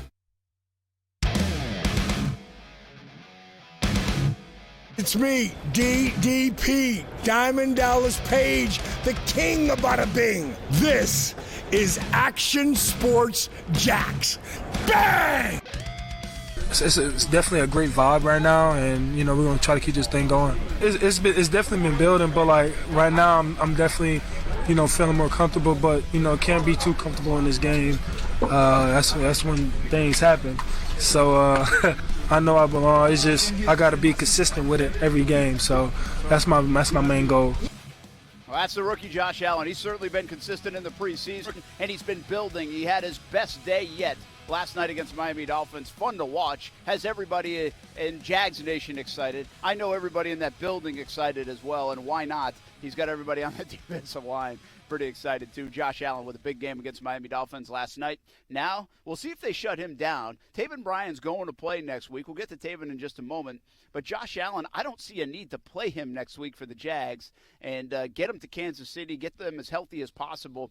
I'd be surprised, Austin, if Josh Allen plays against Atlanta. Yeah, we're all good. Let's go ahead and put him back in the garage and then bring that Ferrari back out week 1 against the Kansas City Chiefs, especially. And listen, and I'm not sure what he's thinking. I'm sure he wants to play some more, try to get some more reps in and get a feel for the game, but it's already there, man, believe me. And also the fact that, and I'm not sure how serious an injury is, but he has that cast kind of thing on his wrist or hand too a little bit. And it seemed to be bothering him a little bit, towards the end of that game that he was in. So, I think you just rest him, get him 100% healthy, and then unleash him against Kansas City. Absolutely. All right, we're going to do balling and falling in a moment, but I want to rip through the defensive guys that we think we might have lost Brent there for a second. And Kuz, we lose Brent there, Kuz? Oh, yeah, it looks like we lost him. All right, Man. I'll get it back up. Oh, yeah, this is the first time in a long time. So let me go ahead and get my players to watch real quick out of the way, and then we'll go from there. So my first player to watch, Yannick Ngakoue. And listen, I know if you look at the box score, he may not have shown up as much as Josh Allen may have, but I thought Yannick did a lot of great things, especially his first game reps of the season. I think he might have played a couple in Philly, but this is really the first time I got to see him. And what really stood out to me, once again, I talked about it before, was that exit game that Jan and Josh Allen got to run. Because I thought that the guards are going to be exposed a little bit, and you could tell they were keying the guards the whole night. The guards gave up some pressure. It was almost like a turnstile out there a little bit, with all due respect to South Beach Gary. But I did kind of say the guards were a little bit of a liability, and that Jaguars front line did show that. So I thought Jan played pretty well. And listen, I don't get this whole narrative now where everyone's saying how, Allen's the next big thing. No need to pay Jan. If anything now, I'm going to make – there's a sign back here with my big head that's a cutout that says pay Jan. I'm going to add 4 exclamation points to that, because I think now it's even more incentive that you want to pay Yannick Ngakoue that new contract, because if you have 2 rush bookends like that, or if you're trying to play a 3-4 defense, you want 2 outside linebackers like that, you're good to go. So I think Jan showed up pretty well last night, and it's more incentive for him to get paid, I think. Oh, is Brent not back yet still? Okay. So my second guy, and this is the guy that's trying to make the team right now, and I thought did a fantastic job last night, really showing all over the field.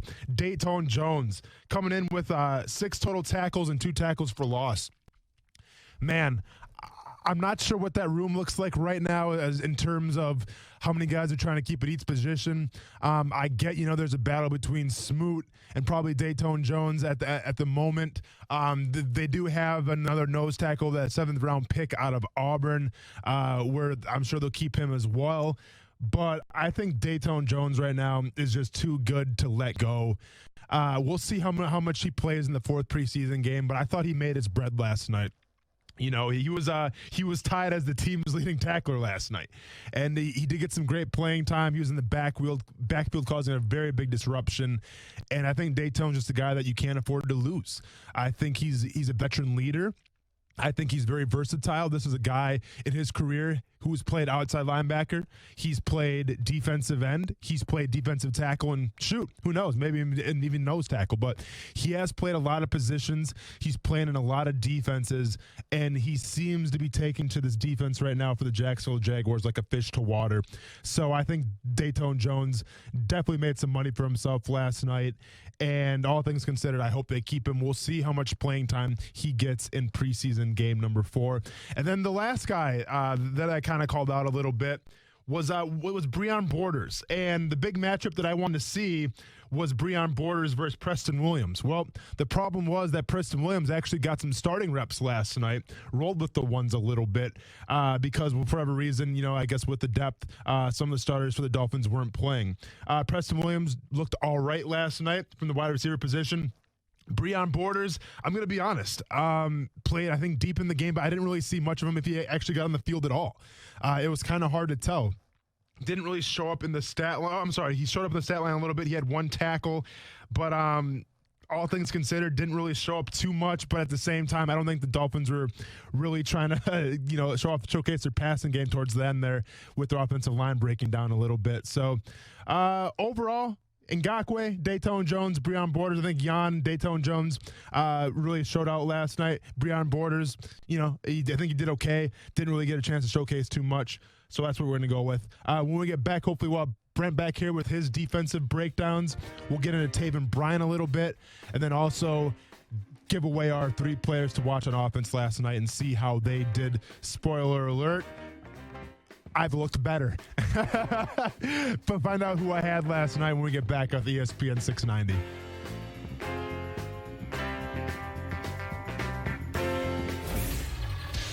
ESPN 690 Sports Center Update. Happy Friday. I'm Jake Mitchell. The Jags took a 3rd loss in the preseason last night, dropping one to the Miami Dolphins. The first team, however, shined in this exhibition. Nick Foles looked good. He went 6 for 10 for 48 yards, a TD, but he did throw a pick as well. Leonard Fournette also carried the ball well 7 times for 27 yards. But the player that really turned heads last night was Josh Allen, rookie defensive lineman. He had 2 tackles for loss, 3 tackles, and constant pressure on the QB. Here he is now talking about his game. I felt better, today. Me and Calais had a long talk before, and he definitely had my mind thinking about what I need to do and how I need to do it. With just 1 preseason game left, it will be here at TIAA Bank Field next Thursday at 7 p.m. Your Jaguars take on the Atlanta Falcons. Stay connected with ESPN 690 while you're at work by listening on ESPN690.com. Honda of the Avenues is seeing zeros. 0 down payment, 0 first payment, and 0 security deposit this month. Sign and drive a new Accord LX for just $269 a month with 0 due at signing, or buy with 0% financing at Honda of the Avenues, the Honda Giant. 2019 Accord LX, $269 a month for 36 months, plus tax, title, and registration, with approved credit through AHFC. Lessees responsible for 15 cents per mile over 12,000 miles per year. 0% for 24 to 60 months on all 2019 Accords. 5% down, plus tax, tag, and fees. Valid on in-stock units only. See dealer for details. Offers end 9/3/2019. I'm Thea Jeffers, owner of Breezy Jazz Club and T-Works Interior Decorating. It doesn't matter where you come from, it's possible to own your own business. But starting a business isn't easy. The Jacksonville Women's Business Center helped give me the confidence to keep going when the going got tough. At JWBC, I got the training, networking, and support I needed to help me reach my goals. To find out more about how JWBC can help you, visit jaxwbc.com. Hi, I'm Tom Van Berkel, CEO of Main Street America and chair of the 2019 First Coast Heart Walk. What if every step you take could save a life? When you sign up to attend the 2019 American Heart Association's First Coast Heart Walk on Saturday, September 21st, you'll be supporting scientific breakthroughs that keep more healthy hearts beating. Visit firstcoastheartwalk.org to register for this free event where every step you take brings us closer to ending heart disease and stroke. The First Coast Heart Walk takes place at Metropolitan Park and will feature fun activities the whole family can enjoy. By joining the First Coast Heart Walk, together we can save more lives by making cardiovascular research possible. Research that created the first artificial heart valve, research that can save children's and adults' lives, and research that gives us more time to create lasting memories with loved ones and friends. Be a Heart Walk hero and register today at firstcoastheartwalk.org because we're just steps away from a healthier tomorrow. The First Coast Heart Walk is sponsored by Main Street America Group, Mayo Clinic, and Florida Blue.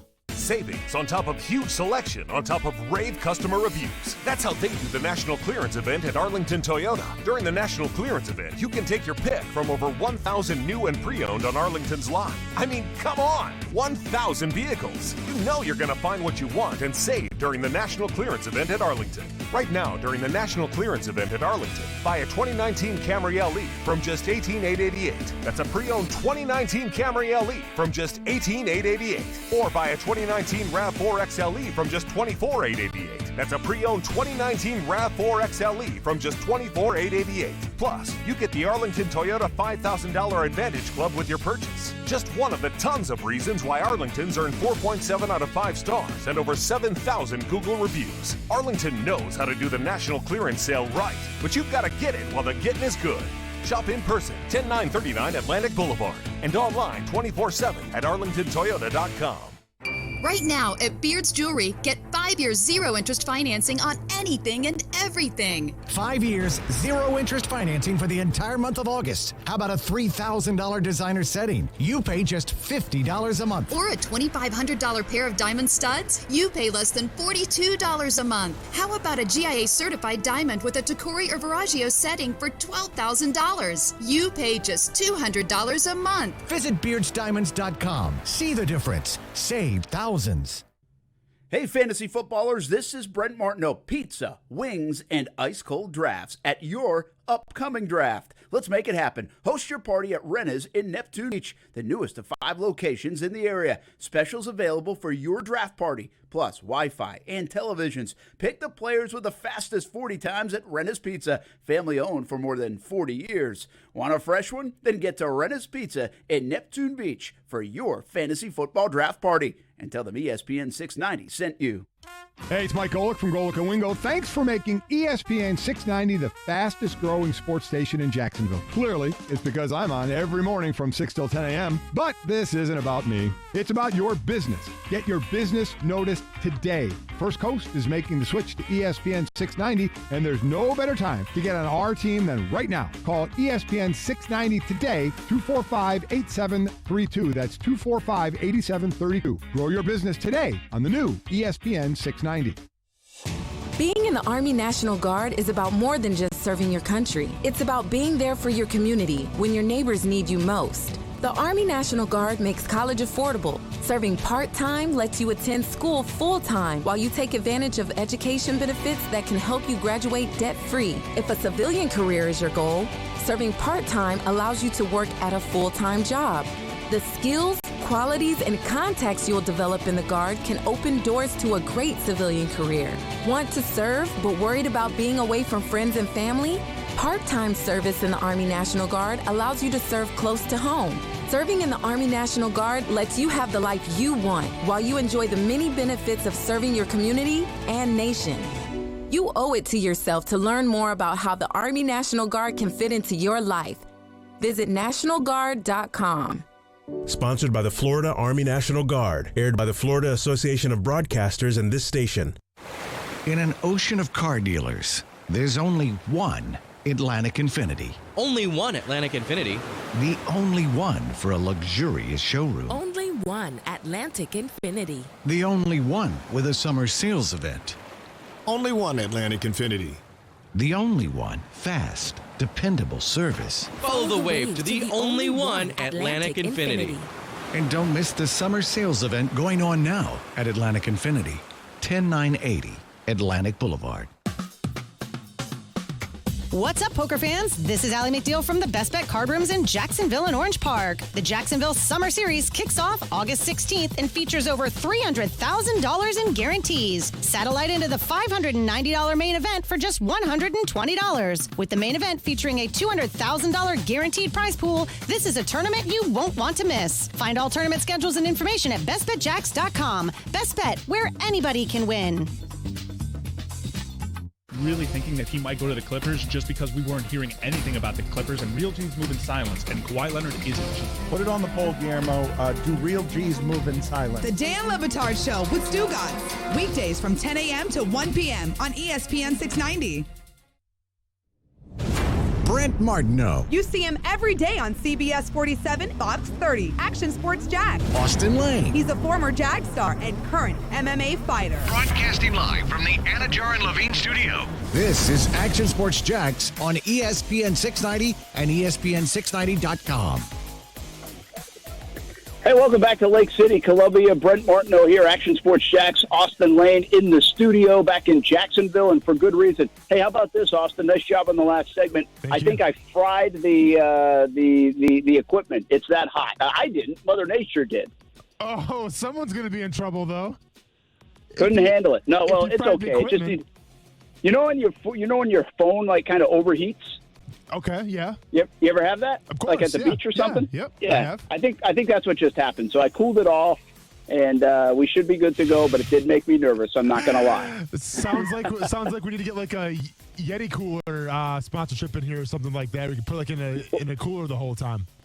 I just put an umbrella up, so hopefully that will help it out and cover it up. But, I mean, listen, it's pretty hot. Not going to lie. It's almost 100 degrees out here in Lake City and in the Jacksonville area tonight. And like I said, high school kids, drink water, baby. Drink water. Eat bananas. Make sure you don't cramp up tonight under those Friday night lights here in mid-August. All right, let's talk another football game going on tomorrow night in Orlando, Camping World Stadium. The 150th college football season opens up. The Florida Gators, Miami Hurricanes. The Gators 8th in the country. The Canes under Manny Diaz. Kind of a new transition for Miami football. What will that game be like? Let's bring in former. Okay, I think we lost Brent there for a second. That's what happens when we just kind of go on the spot. But Casey, man, how are we doing today? Lost you for a second, guys. I'm sitting here. You got me? I think we got you. Yep. Tate, how you doing there, man? You there? I'm doing good. Yeah, it went dead after he brought that in, so I apologize. It was quite the introduction a little bit, but, we're getting ready for tomorrow, 7 p.m. Eastern Time, ESPN, Camping World Stadium, University of Miami versus University of Florida. Tate, how do you see this game going down? You see it one or two ways. It either takes Florida a little while to get going, or if they come out and put the foot on the gas. I don't see Dan Mullen letting his team let this game slip away. It's been a lot of excitement after last season. Dan Mullen capping off a 10-3 year, winning the Peach Bowl against a good Michigan squad. I see those guys coming right back out this weekend and making an impact right off the bat. One of the things that we've been talking about a little bit on the show is kind of the off-season distractions, right? I mean, I get it. Every college football team has some off-season distractions, but it seems like for whatever reason this year, Florida has dealt with those a lot more than other teams, whether it's guys trying to transfer, whether it's guys, getting in trouble. I mean, do you think that's going to be a factor, coming out for your first game? I mean, are those distractions going to play any kind of key into how they perform on the field? No, I think, most of those distractions, whether it be the Chris Steele saga and the transfer out, a couple guys that left the program, whether it be Huggins and some of the DBs, that's been some question on how much that's going to affect this team and being thin on the depth chart, but there's still quite a few guys that are experienced players coming back. I think Dan Mullen and his staff have kindly put that behind them. I think the team is prepared and the mindset's ready to go. If you're not with us, then, good luck, if you will. But after watching those guys in practice this week, I think the tempo is right where it needs to be, and Dan Mullen preparing for a big-time rival game. So really look for those guys to just come out and execute the game plan.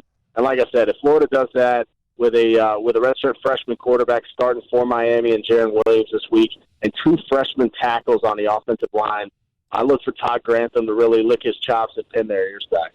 Joined by Tate Casey, current UF sideline analyst, former Florida tight end, 2-time national champion.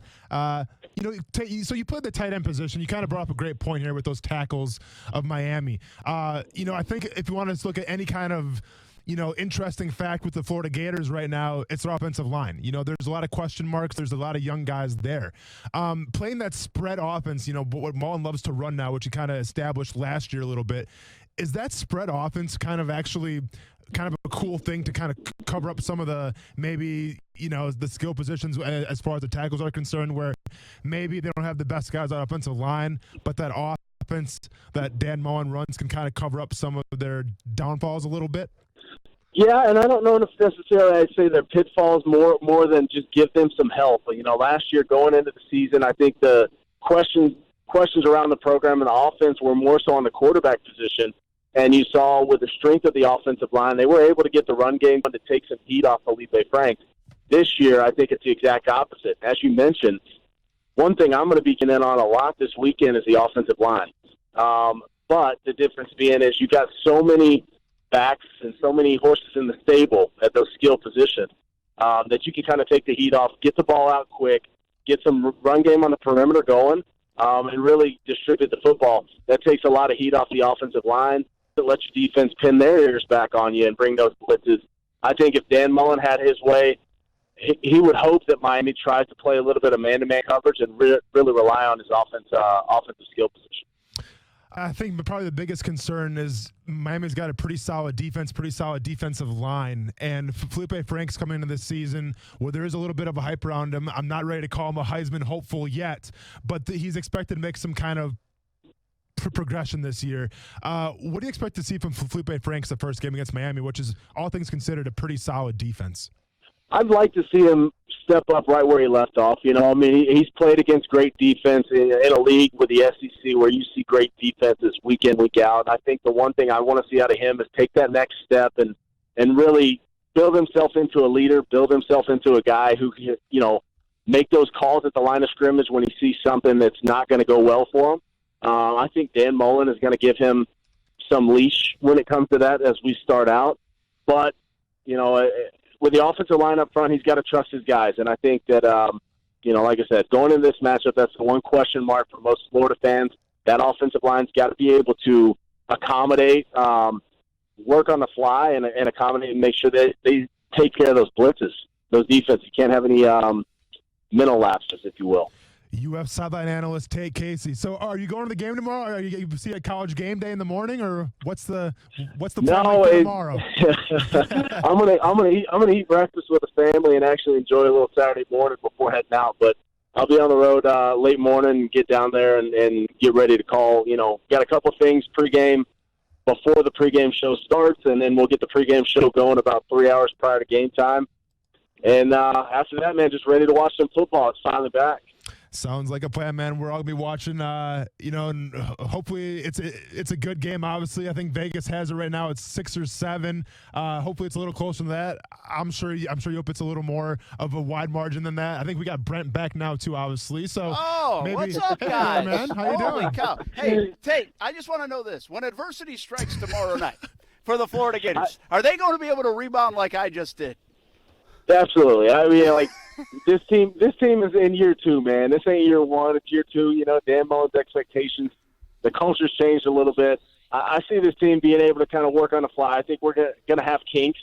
There's going to be certain moments in the game, but how it is with a rival game. You've always got to be able to bounce back. So, I tell you what, Brent, that was a heck of a job. I thought you were just putting Austin out on a hook and seeing how he did. That's what it felt like. That's what it felt like. Hey, you know what? We do this. We never run into this stuff, and you'll find out. You got a new podcast. You'll find all these different things, but the thing overheated. I mean, it's so hot out here in Lake City, and I'm sitting on the back of a tailgate, and it overheated. So we're trying like heck. Hey, speaking of, the podcast sounds awesome. You had Strickland on, the athletic director for Florida. How cool is that you fired this thing up, and what did you learn out of that conversation?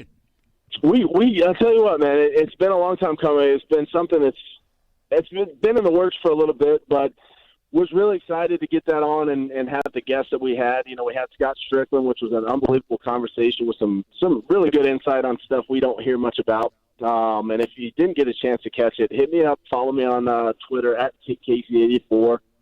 Get a chance to check that out, man. We had a really good time. I had Ben Troop on talking Rivals. And his experience with rival games. So it was really cool. It was something we're going to build upon and hopefully get a head of steam going as the weeks come. That's really cool. You got a lot of good stuff going on. Doing a great job, too. I think Gator fans are going to love that. I think they already do love that. I know they were anticipating it. So pretty cool to see you doing that. Hey, I've got a question. I don't know if Austin asked, so excuse me if he did. Felipe Franks, I know there's a lot of discussion. I guess my one concern about it, and I think because I've seen it here in Jacksonville with the Jaguars, is there any fear that what Felipe did in the last 5 or 6 weeks last year was kind of his ceiling, and that was as good as it's going to be for Felipe Franks?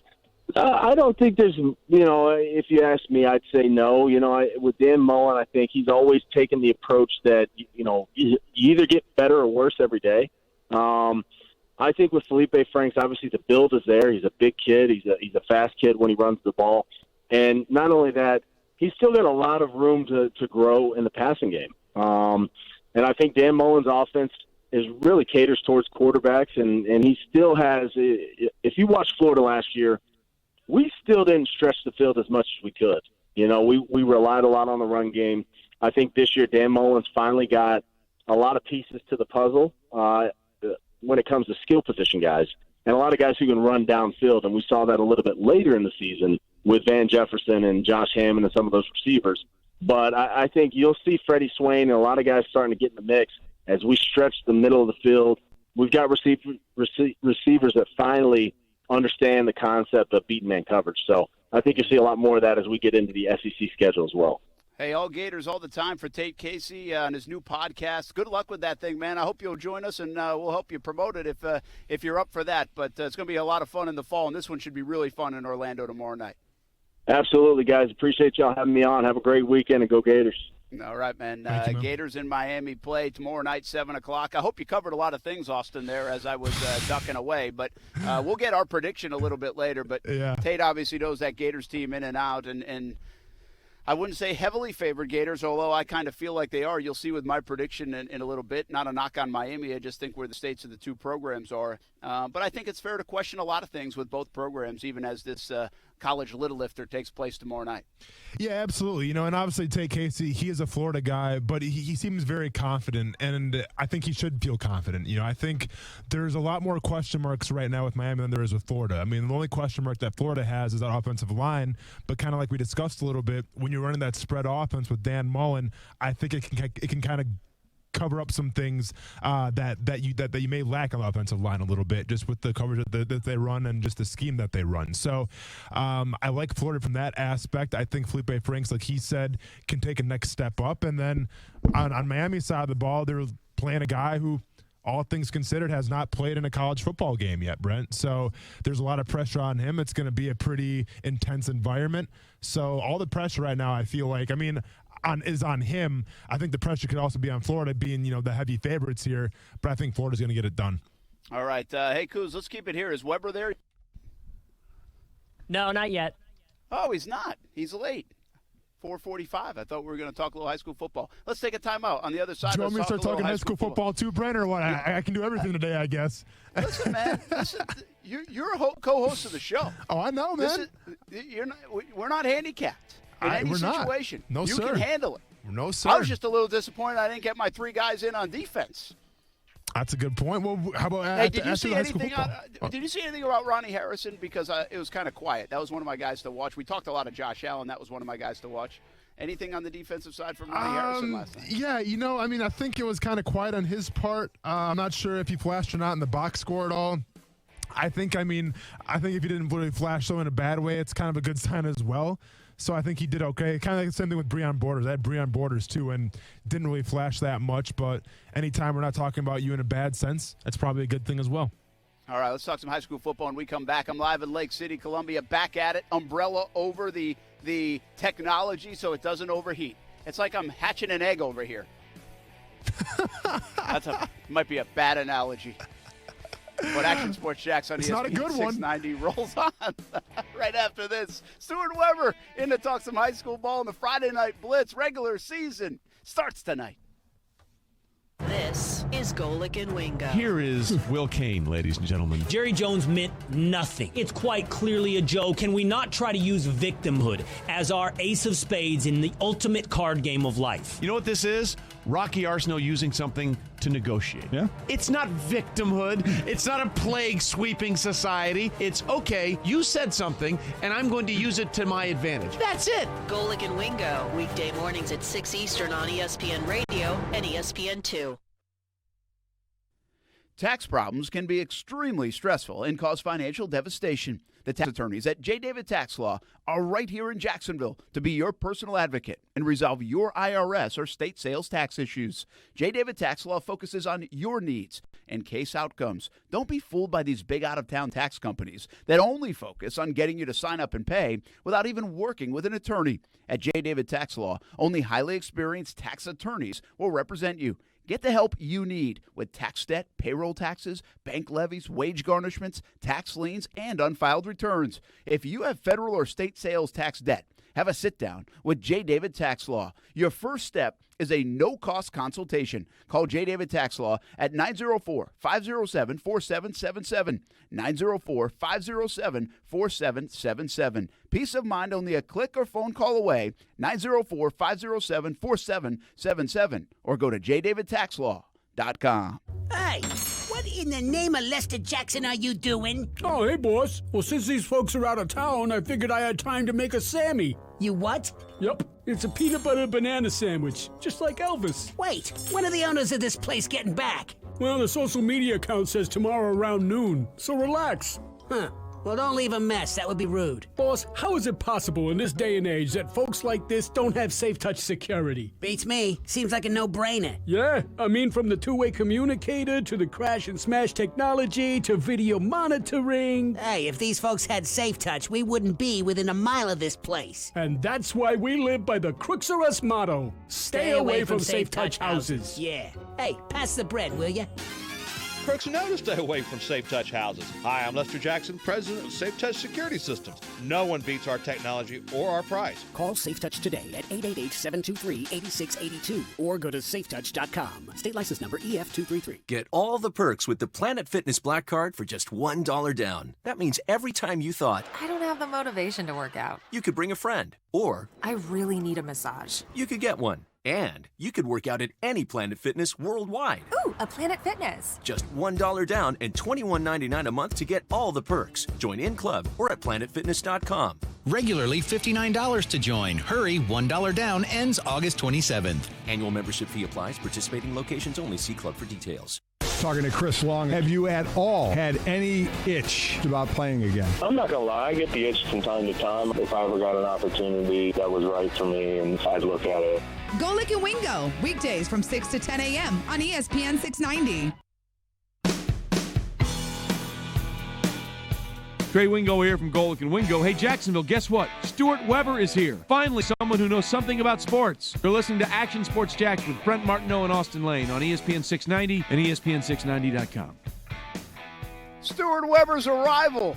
We don't need the hair song anymore. No, Brent that's much Martineau better. live in Lake City, Columbia. Austin Lane and Stuart Weber back in the Action Sports Jack studios. This is going to be a pretty quick segment. Yes. So let's hand it right over to Stuart because he's going to run out to high school football that starts at 6 o'clock tonight. Take us around. Obviously, I've got Trinity and Columbia. We can talk all about that in just a little bit. What else is out there tonight, week one of the regular season? Yeah, week one of the regular season, so the games actually count, which is far more exciting than a week ago when they didn't count, and the starters all went out at halftime. Kind of like the preseason in the NFL. It's not that exciting. But when the games count and matter, they are exciting. Well, and everyone gets to make the roster, too. No one's going to get cut. So that is correct. That's high school football for you. Same reason I did the bowling team, because I knew I wouldn't get cut. Only had 6 guys in the team. No cuts there, boys. All right, so we got some great... Just couldn't take disappointment and failure. That's exactly it.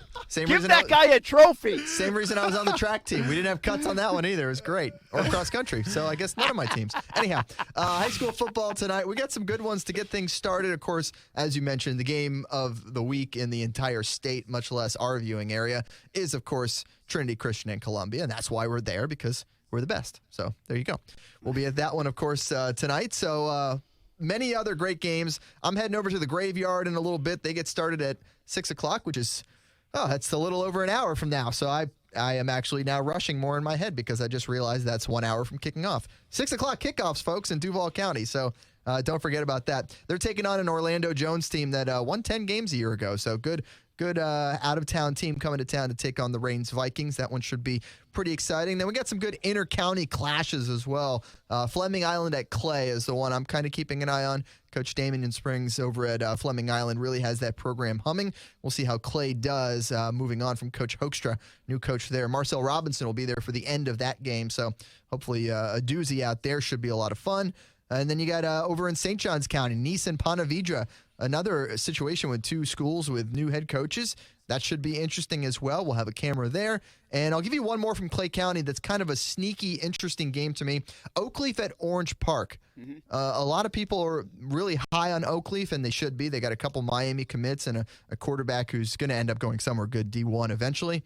But Orange Park, under Coach McPherson, has really improved. They really surprised a lot of people last year. I think they went 6-4, but that is leaps and bounds above where they have been in the past. So expect a good little rivalry game out there in Clay County between Oakleaf and Orange Park.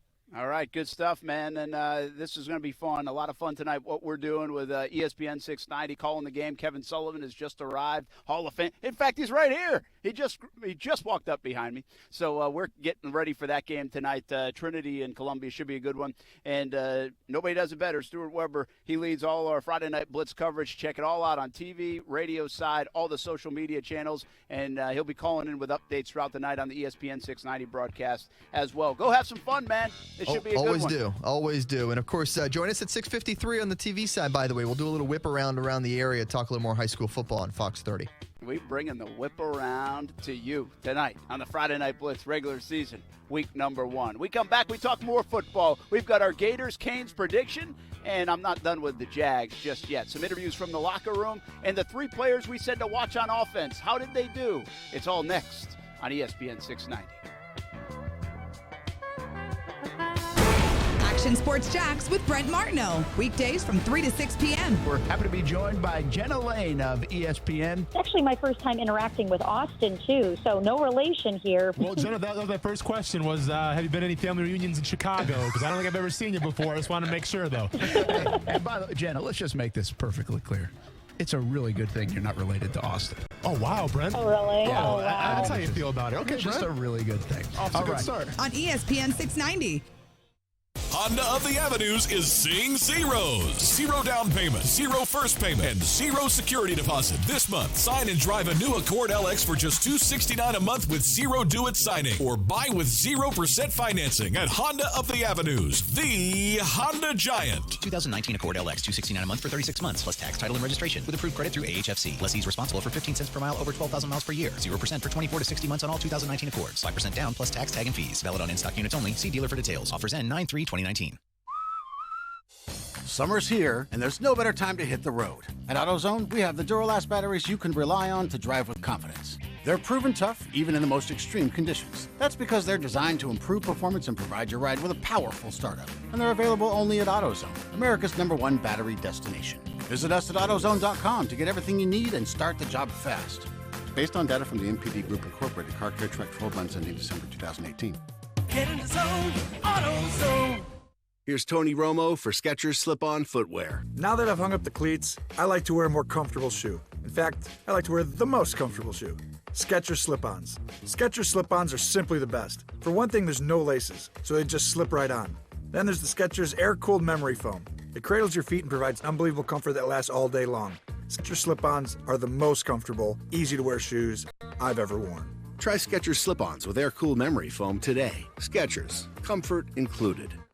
Broadcasting live from the ESPN 690 Anajar and Levine studios. Anajar and Levine Accident Attorneys. Call 904-600-4000. That's 904-600-4000. ESPN 690. Jacksonville's home for ESPN Radio. WOKV Jacksonville. Listen live everywhere you go on ESPN690.com. ESPN 690, a Cox Media Group station.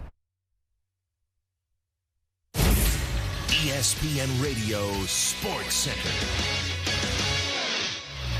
I'm Doug Brown. After his second helmet grievance hearing wrapped up today, Raiders wideout Antonio Brown could hear the decision by early next week. That report from ESPN's Adam Schefter. Brown is trying to keep playing with his old helmet, which doesn't meet current NFL safety standards. Seahawks wideout David Moore probably won't be ready for the start of the regular season. He hurt his shoulder in Thursday's practice. Astros right-hander Garrett Cole can be a free agent at the end of the season, and ESPN's Buster Olney says if that happens, he'll probably sign a record-breaking contract. David Price is the biggest contract ever in terms of total dollars signed, $217 million with the Red Sox. I think Garrett Cole is going to obliterate that number. Buster Olney on the Baseball Tonight podcast. An investigation does not support the sexual assault allegations against Sacramento Kings coach Luke Walton. Kelly Tennant, who alleged Walton with assault, did not participate in the investigation. At the PGA Tour Championship, the second round suspended by weather. Now Justin Thomas and Brooks Koepka tied for the lead. The satisfying crunch of Nature Valley Crunchy Bars can keep your family going, which means more outside fun for you. And with whole grain oats and real delicious honey, it's really tasty too. Nature Valley Oats and Honey Crunchy Bars.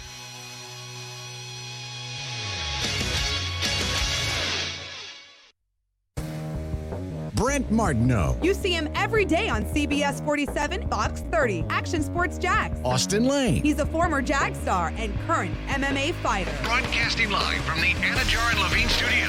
This is Action Sports Jags on ESPN 690 and ESPN690.com.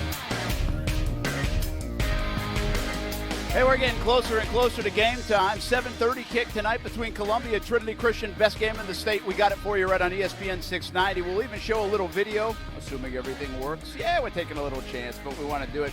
Have some fun with this thing as we launch it in a different way. Action Sports Jack's always been all over the high school scene with the Friday Night Blitz. Been going on a decade strong with our half-hour show on Fox 30 at 10:30 and 20 minutes on a CBS 47 and Fox 30 at 11:15. But now we expand with the radio side of things. We'll call the game. Kevin Sullivan and myself tonight here in Lake City. Should have a lot of fun, and we'll give you score updates and everything else. Kickoff at 7:30 tonight. Our pregame show starts right about 7:20 from Lake City, Columbia. But we get you until 6 o'clock here on Action Sports Jacks on ESPN 690 every Monday through Friday. We've been on the road a bunch. I have South Florida the last few days, now Lake City. Austin Lane back in the Action Sports Jacks studios. See, Austin, it's a good thing we have a backup plan. That's what you're there for. Yeah, absolutely. It probably would have stunk if I was with you right now at the tailgate and left Kuz here by himself. Oh, boy. Lord knows where that conversation went with Tate. Absolutely. Hey, heading into the weekend, it's happy hour horn time. Of course, well, I don't want to say it's from the high school kids, but party hard, but be safe. Be safe. Don't want to. Then I said that kind of soft, so nobody else heard. Use an Uber. You always use an Uber. Well, and high school kids shouldn't be partying. All right. Oh yeah, but they're not from Wisconsin. I guess. Yeah, you're right. That's right. Yeah. It's happy hour horn time.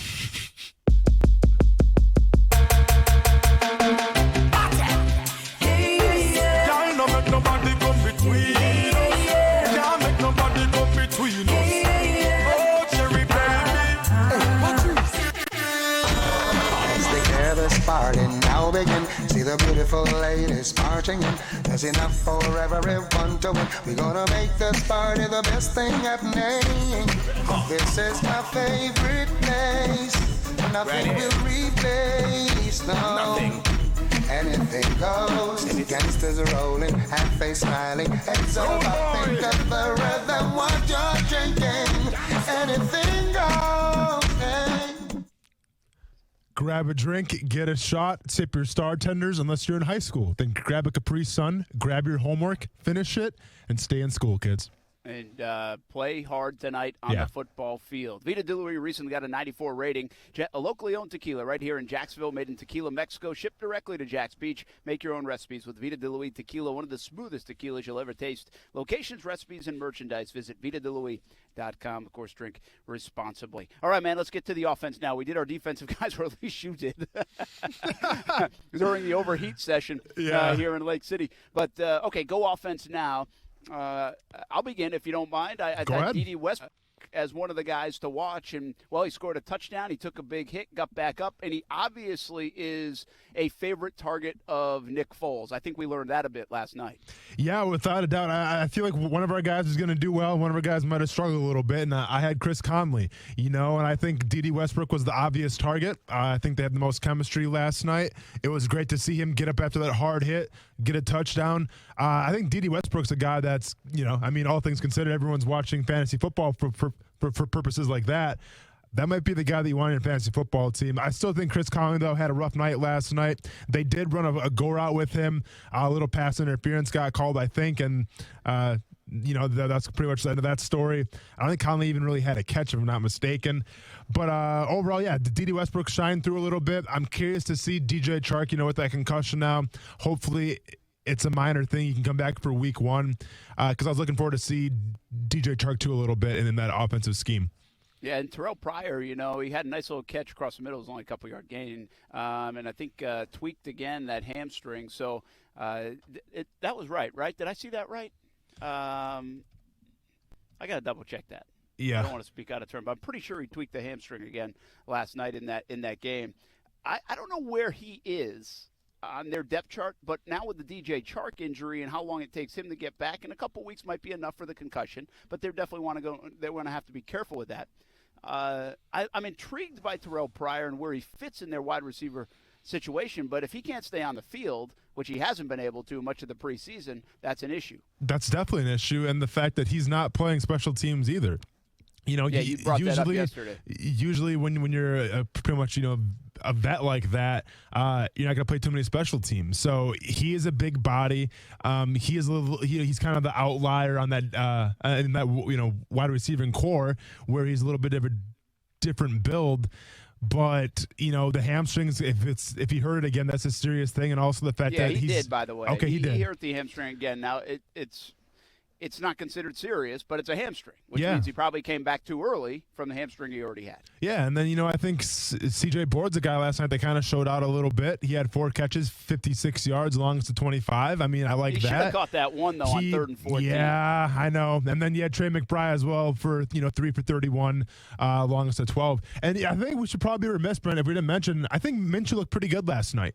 I think you did. I think it was mixed reviews who you asked. Okay. Some people thought he took a step back. Okay, see, I thought he still looked confident. He looked poised in the pocket. He's playing with the ones a little bit too as well.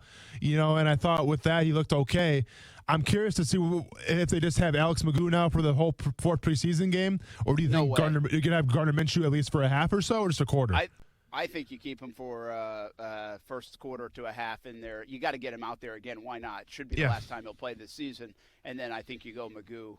I don't think there's enough experience for Minshew yet to say, okay, you can sit the last preseason game. Yeah. I take into consideration what you say about that last preseason game and how they won't game plan. They're not going to really coach him up too much because they're going to be concentrating on Kansas City. I understand, but I think Minshew needs to play more and get comfortable, and the more confidence he can build just in case. I'm not worried about injury with Minshew.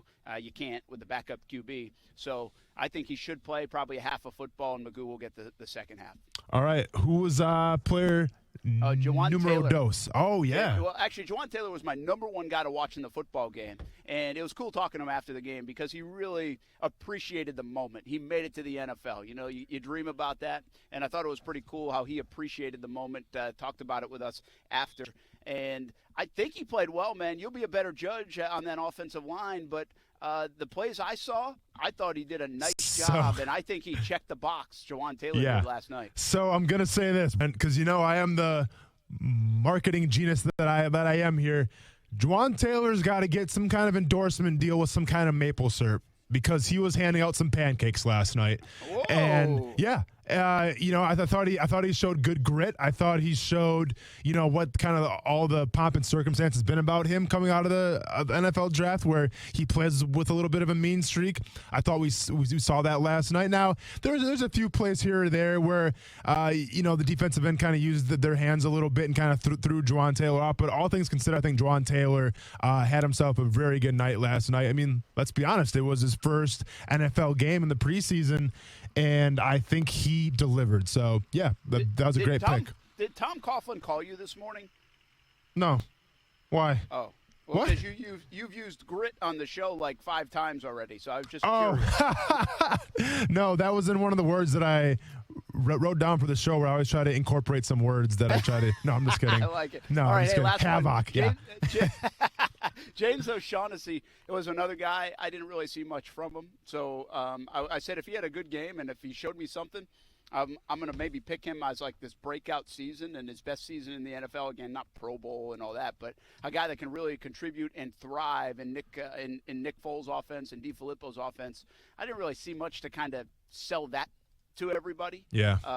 But I'll be interested to see how he's used. And right now he's probably their best tight end that's healthy. So you got to go with number 80 at the time. So my second guy, and I'm going to keep on saying this, Brent, until I be heard, but Raquel Armstead last night, 8 attempts, 18 yards, 2.3 average, longest of 9. I thought he looked okay. They tried to get him going in the passing game a little bit, 3 receptions, but he had -1 yards off that. Longest was 2. I thought he showed promise that, he can be a little dependable in the passing game. but I'm going to keep on saying it. I will keep on saying it until the cows come home, Brent, but I think they are missing that change of pace back. I think they're missing that third down back, and we'll see what happens, when teams start making their cuts, if there's guys available. I mean, you can go right now to any one of the depth charts with the Philadelphia Eagles where there's like 10 guys that they have, it seems like, at running back. That would be a great fit for Jacksonville. I'm just not sold yet at the backup running back spot in terms of having that pass catcher. Yeah, they haven't really been able to figure that out. Is that your third, or you got another guy? Yeah, that was my second. My third guy was Will Richardson, and Uh-oh. Huh? Did you like it? I mean, penalty. Discipline problems for Will Richardson. I know. Last So, night? well, here's the thing, though, Brent. So, yes, there was the penalty. That was a big deal, but I think the fact that he was only in the game, I think, until the third quarter, if I saw that right, and played the entire game. That's a good little nudge there for Will Richardson.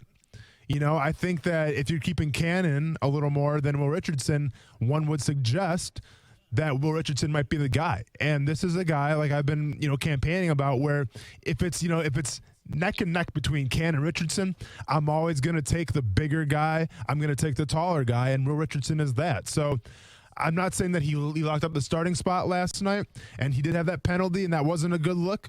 But overall, I wasn't really saying his name a lot in terms of giving up sacks or, letting the floodgates open, in terms of defensive line.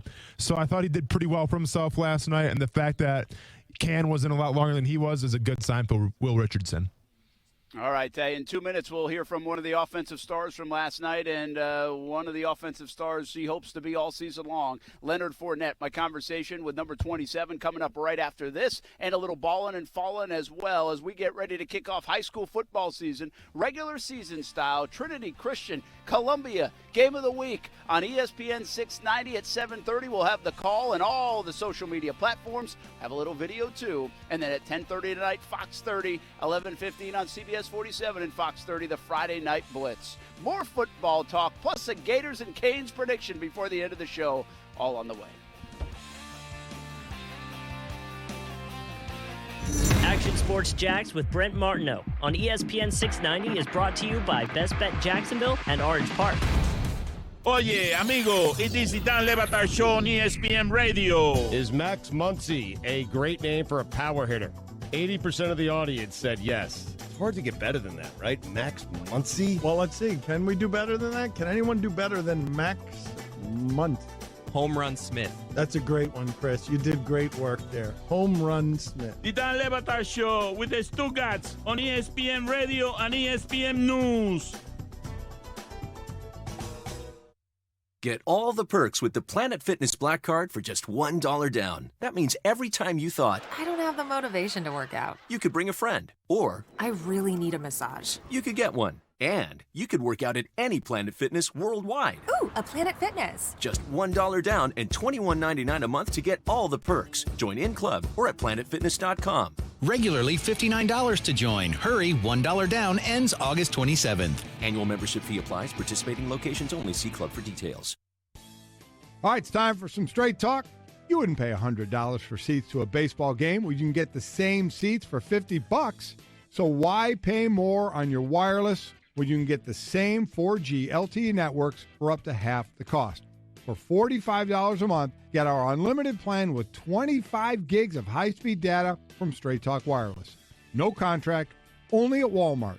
Savings may vary. See terms and conditions at straighttalk.com. Introducing the next generation of SiriusXM with all new features, exclusively on the SiriusXM app and online. Enjoy over 100 ad-free extra channels filled with music for any mood. Create your own ad-free music stations with personalized stations powered by Pandora. Watch video of your favorite shows and performances, and listen in more places than ever because listening outside the car is now included in even more packages. Visit SiriusXM.com/connect to start listening today. Savings on top of huge selection on top of rave customer reviews. That's how they do the National Clearance Event at Arlington Toyota. During the National Clearance Event, you can take your pick from over 1,000 new and pre-owned on Arlington Arlington's lot. I mean, come on, 1,000 vehicles. You know you're going to find what you want and save during the National Clearance Event at Arlington. Right now, during the National Clearance Event at Arlington, buy a 2019 Corolla LE from just $14,888. That's a pre-owned 2019 Corolla LE from just $14,888. Or buy a 2019 Tacoma SR5 from just $24,888. That's a pre-owned 2019 Tacoma SR5 from just $24,888. Plus, you get the Arlington Toyota $5,000 Advantage Club with your purchase. Just one of the tons of reasons why Arlington's earned 4.7 out of 5 stars and over 7,000 Google reviews. Arlington knows how to do the national clearance sale right, but you've got to get it while the getting is good. Shop in person, 10939 Atlantic Boulevard, and online 24/7 at arlingtontoyota.com. Hey everybody, it's Brent Martineau from Action Sports Jax. Thank you for making ESPN 690 the fastest growing sports station in Jacksonville. Everyone is loving our in-depth coverage of the Jaguars, the NFL, and all things sports. Another thing our listeners will love, your business. Let's work together and get you on the fastest growing sports station in Northeast Florida. Call ESPN 690 today, 245-8732. That's 904-245-8732. Grow your business today on the new ESPN 690. Hey, what in the name of Lester Jackson are you doing? Oh, hey, boss. Well, since these folks are out of town, I figured I had time to make a Sammy. You what? Yep, it's a peanut butter banana sandwich, just like Elvis. Wait, when are the owners of this place getting back? Well, the social media account says tomorrow around noon, so relax. Huh. Well, don't leave a mess. That would be rude. Boss, how is it possible in this day and age that folks like this don't have Safe Touch security? Beats me. Seems like a no-brainer. Yeah, I mean, from the two-way communicator to the crash and smash technology to video monitoring. Hey, if these folks had Safe Touch, we wouldn't be within a mile of this place. And that's why we live by the Crooks R Us motto. Stay away from Safe Touch houses. Yeah. Hey, pass the bread, will ya?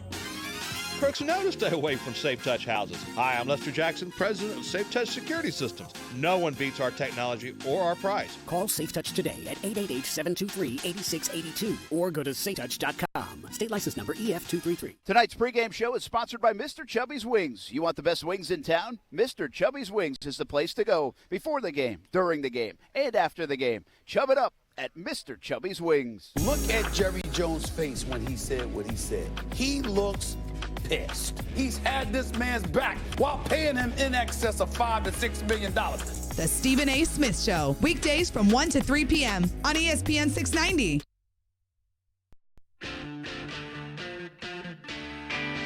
Now, back to Action Sports Jax on ESPN 690 and in the TuneIn Radio app.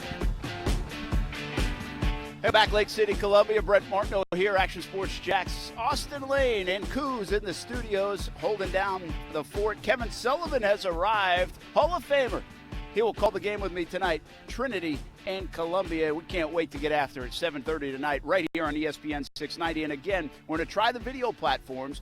I will tell you, it's a radio broadcast, but we want a little video just like we do here on our radio show. And so we're going to put it on the platforms of YouTube and Twitter and Facebook and Twitch and all that stuff. So hopefully for these Columbia kids and Trinity team, their family from all over can watch it and check it out. And really all over the state, this game has a lot of interest. It's the best game in the state, 2 top 10 ranked teams.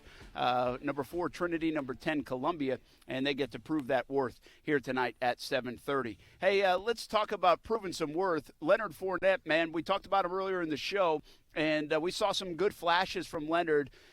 What's your thought? Is it wishful thinking that he's going to have a big year, or is there some kind of confidence that you get from Leonard that he seriously will have a big year? It's a little bit of both. You know, when we go back to 2017. Or do you not think he's going to have a big year? No, I think he's going to have a big year. And it all comes down to being healthy, you know. And it's like you've said this year, and so we talked about a little bit. He goes to Wyoming. He trains now. What was that more just kind of like a Rocky style-esque, you know, getting out of where you're kind of used to being and getting into a new whole scene? Does that really make a difference or not? I think it shows that he's willing to take the effort. He's willing to take the initiative. And those are steps in being a leader, and those are steps of showing maturity. So I like that out of him, the fact that he kind of took it upon himself to regard all the distractions, go train in Wyoming. I enjoy that. I go back to 2017 when I think he was at one point was clocked as like having the fastest time on the field when he played the Pittsburgh Steelers. Now, yeah, I get it. That's kind of a lot of clicks and whistles, but it goes to show you, yes, he is a big, powerful backer, but he has the speed to back it up. So that's intriguing. The biggest thing is actually there's two big things, Brent. Health is number one. Can he stay healthy? Can the Jags kind of limit some of his reps a little bit? Do they have a backup where you can bring him in for 10 to 12 plays a game and you're not going to lose too much? I don't think so right now. I think they're going to lean on Leonard Fournette a lot, and I'll be honest, Brent, that makes me a little nervous. But I'm gonna trust that Leonard Fournette's going to be healthy this season. And with that being said, yes, I think he's going to turn the corner and have a big season. All right, well, I caught up with Leonard Fournette on the field after the game last night. Here's what he had to say about the performance. And just so you know, from an audio perspective, he was sidetracked a couple of times. It's the first time I've ever done an interview, and there was actually a little bit of shadow boxing done in the interview. Not with me, but with a teammate. And Calais Campbell had some fun with him, too. So get by that stuff, but listen to Leonard Fournette last night after the game. Here with Leonard Fournette makes his 2019 NFL debut. Well, you've made your debut in the NFL before, but here for this season, in the preseason, Miami Dolphins, how did it feel? You've been working hard in camp. You felt good. You talked a lot about how fit you are. What did it feel like out here? It felt great, man. Coming out as a whole, as a team, competing, and just getting back into it. Ready for week one right now. Getting ready. A lot of young guys came out prepared, ready to play, and it felt great. How much were you guys chomping to get out here after being out for the first couple of weeks? Very excited. Very anxious just to go against somebody else for the first time. We've been practicing hard during a lot of these weeks, and now we showed a glimpse of what we have, and I think we did okay. Anything you saw from a quickness standpoint or things you worked on that you took out here? I know. We're getting better, man. The game slowed down 10 times for a lot of us, from our rookie years to now, so it's great. You have been working a lot in the passing game with Nick Foles. How excited are you about that part of it in DeFilippo's offense and what Foles brings and maybe using you a lot in the passing game? I'm very excited, man. Flip, he finds ways to get his key players the ball, which I love and like. And also with Nick, man, his communication with some of the plays and the players you have on the team, he does a great job. Communication is a big part of our offense, and we're doing well with that. Was it a big deal to get in the end zone for you guys as an offense? Yeah, most definitely. Kind of put our drive together, and it was great. One last one for you. Yes, sir. Little shadow boxing. Yeah. During an interview, that's pretty impressive, man. What about now the next 15, 16 days? How long of a wait is it, and are you guys ready for Kansas City? Right now, man, it's about the young guys right now playing the last preseason game. I say it's more like pushing them, because they're on their like resume interviews, even though they might not make it for our team, other teams might like them. So right now, we just focusing on getting them better. Also being a big motivation drive for those guys because they're going to need it. At the end of the day, it's how a lot of us trying to feed our families. How about that, Leonard Fournette? I was impressed. I was impressed with shadowboxing in an interview, but I was impressed with that last answer. And again, I don't want to overhype and dramatize this stuff again, but we talk about the maturity of a guy that lacked it a bit, and asked him that question if they're ready, and he turns it to, wait a minute, let's not get there. We got other guys in this football team that this game means a lot to coming up against Atlanta. I thought that was a pretty good response to that question, to say, hey, let's not get ahead of ourselves here. Again, a small sign of maturity, or am I reading too much into it? No, not at all. That was a fantastic answer, Brendan. He basically hit it right on the head. I think this year with Fournette, you've seen him on the sidelines preseason game number 1. He had the headset on in Baltimore, right? He was kind of staying keen to the offense. He wanted to hear what the calls are going to be and everything like that. You see him cheering on his fellow teammates on the sidelines. That's a far cry from last year, when they're in Houston or whatever like that, with him and TJ Yeldon kind of going through that whole thing. So I think he has made leaps and bounds so far off the field. Now we'll see on the field week 1 against Kansas City, but it has all the makings to be a pretty great story this year, I think, for Leonard Fournette. Wow, it'll be pretty cool. He does look good. I mean, he looks fit, and let me tell you, he is – I've said enough, and I've told you before I'm going to do a story on this. I'm trying to line it up. He is so good with the kids. There was that big story last week where he gave the Eagles fan the jersey. And actually, we have an update coming up tonight at 6 o'clock on CBS 47 and Fox 30. And I've been in contact with a Jags fan that actually bought the Fournette jersey off the Eagles fan guy for $1,000 just so it's back in Jaguars territory. I like it. That happened today. That went down today. And so we'll have that story for you on CBS 47 and Fox 30 coming up at 6 o'clock. But before we did that interview, I followed him over to the fans once again, and he did a jersey swap with a fan. I've never seen this. A jersey swap where the fan had one of his jerseys, and he signed it. Like the fan signed his name, not Fournette's name, his name. And he gave Fournette his own jersey back, and Fournette signed his game-worn jersey and gave it to the fan. I like it. I've never seen that before. I can't say I have either. It's just I do appreciate that part of it, and maybe a little bit of it's because I've got the kids now, and the kids are more into seeing the players and getting autographs than they ever have been. It's weird. They're 14, and they never really were into it.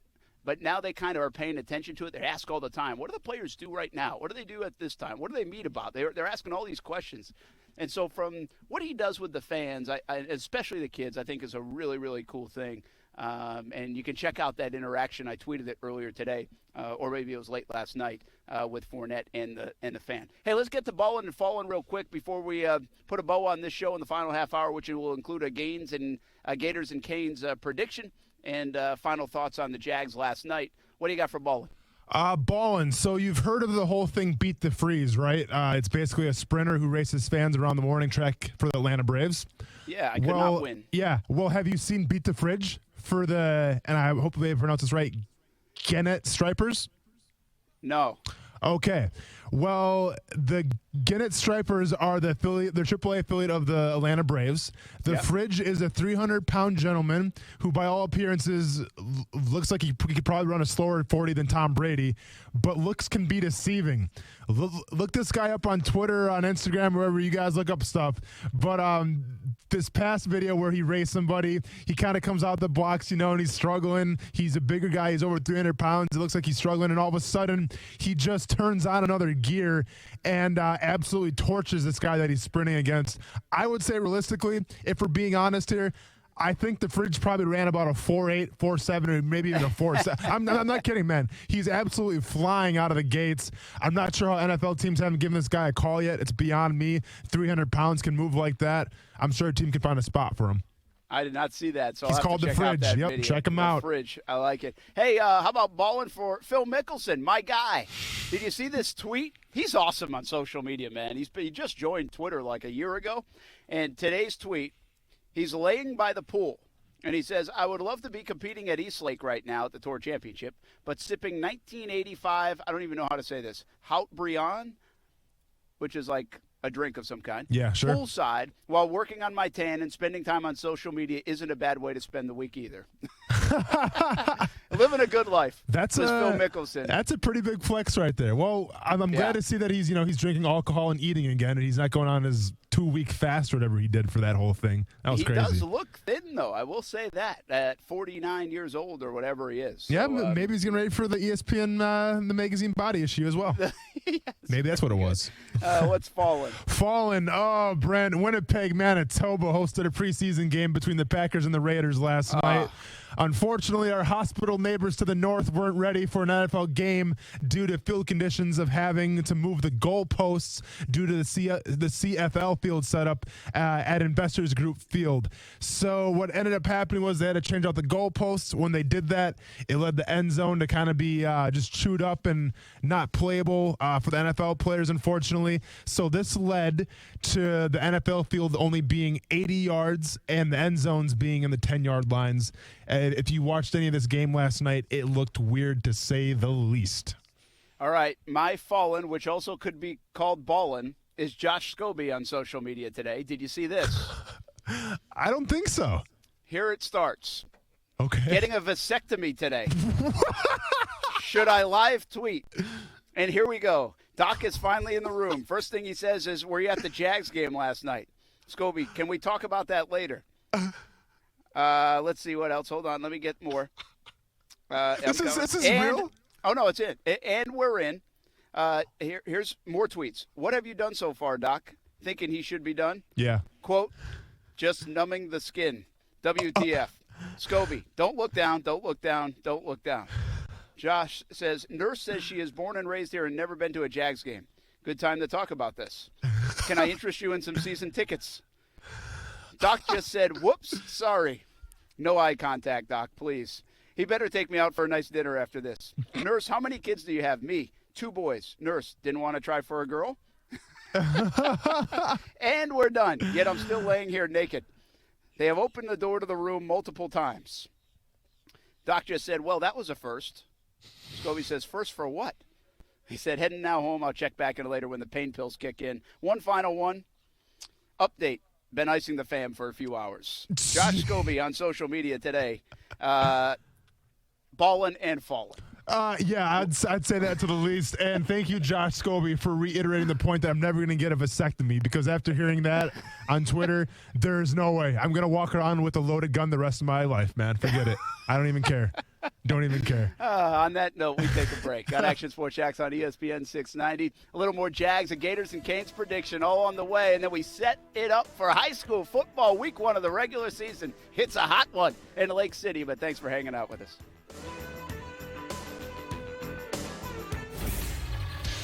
ESPN 690 Sports Center Update. Happy Friday. I'm Jake Mitchell. The Jags took a 3rd loss in the preseason last night, dropping one to the Miami Dolphins. The first team, however, shined in this exhibition. Nick Foles looked good. He went 6 for 10 for 48 yards, a TD, but he did throw a pick as well. Leonard Fournette also carried the ball well 7 times for 27 yards. But the player that really turned heads last night was Josh Allen, rookie defensive lineman. He had 2 tackles for loss, 3 tackles, and constant pressure on the QB. Here he is now talking about his game. You know, I felt better, today. Me and Calais had a long talk before, and he definitely had my mind thinking about what I need to do and how I need to do it. With just one preseason game left, it will be here at TIAA Bank Field next Thursday at 7 p.m. Your Jaguars take on the Atlanta Falcons. Stay connected with ESPN 690 while you're at work by listening on ESPN690.com. What do basketball, choir, drama club, and marching band all have in common? They're all high school activities that offer learning opportunities not necessarily found in the classroom. They take up just a fraction of a typical Florida high school's budget, and they go a long way to giving young people the tools they need to thrive. High school activities, they're more than extracurricular. They're extra important, too. This message presented by the Florida High School Athletic Association and the Florida Interscholastic Athletic Administrators Association.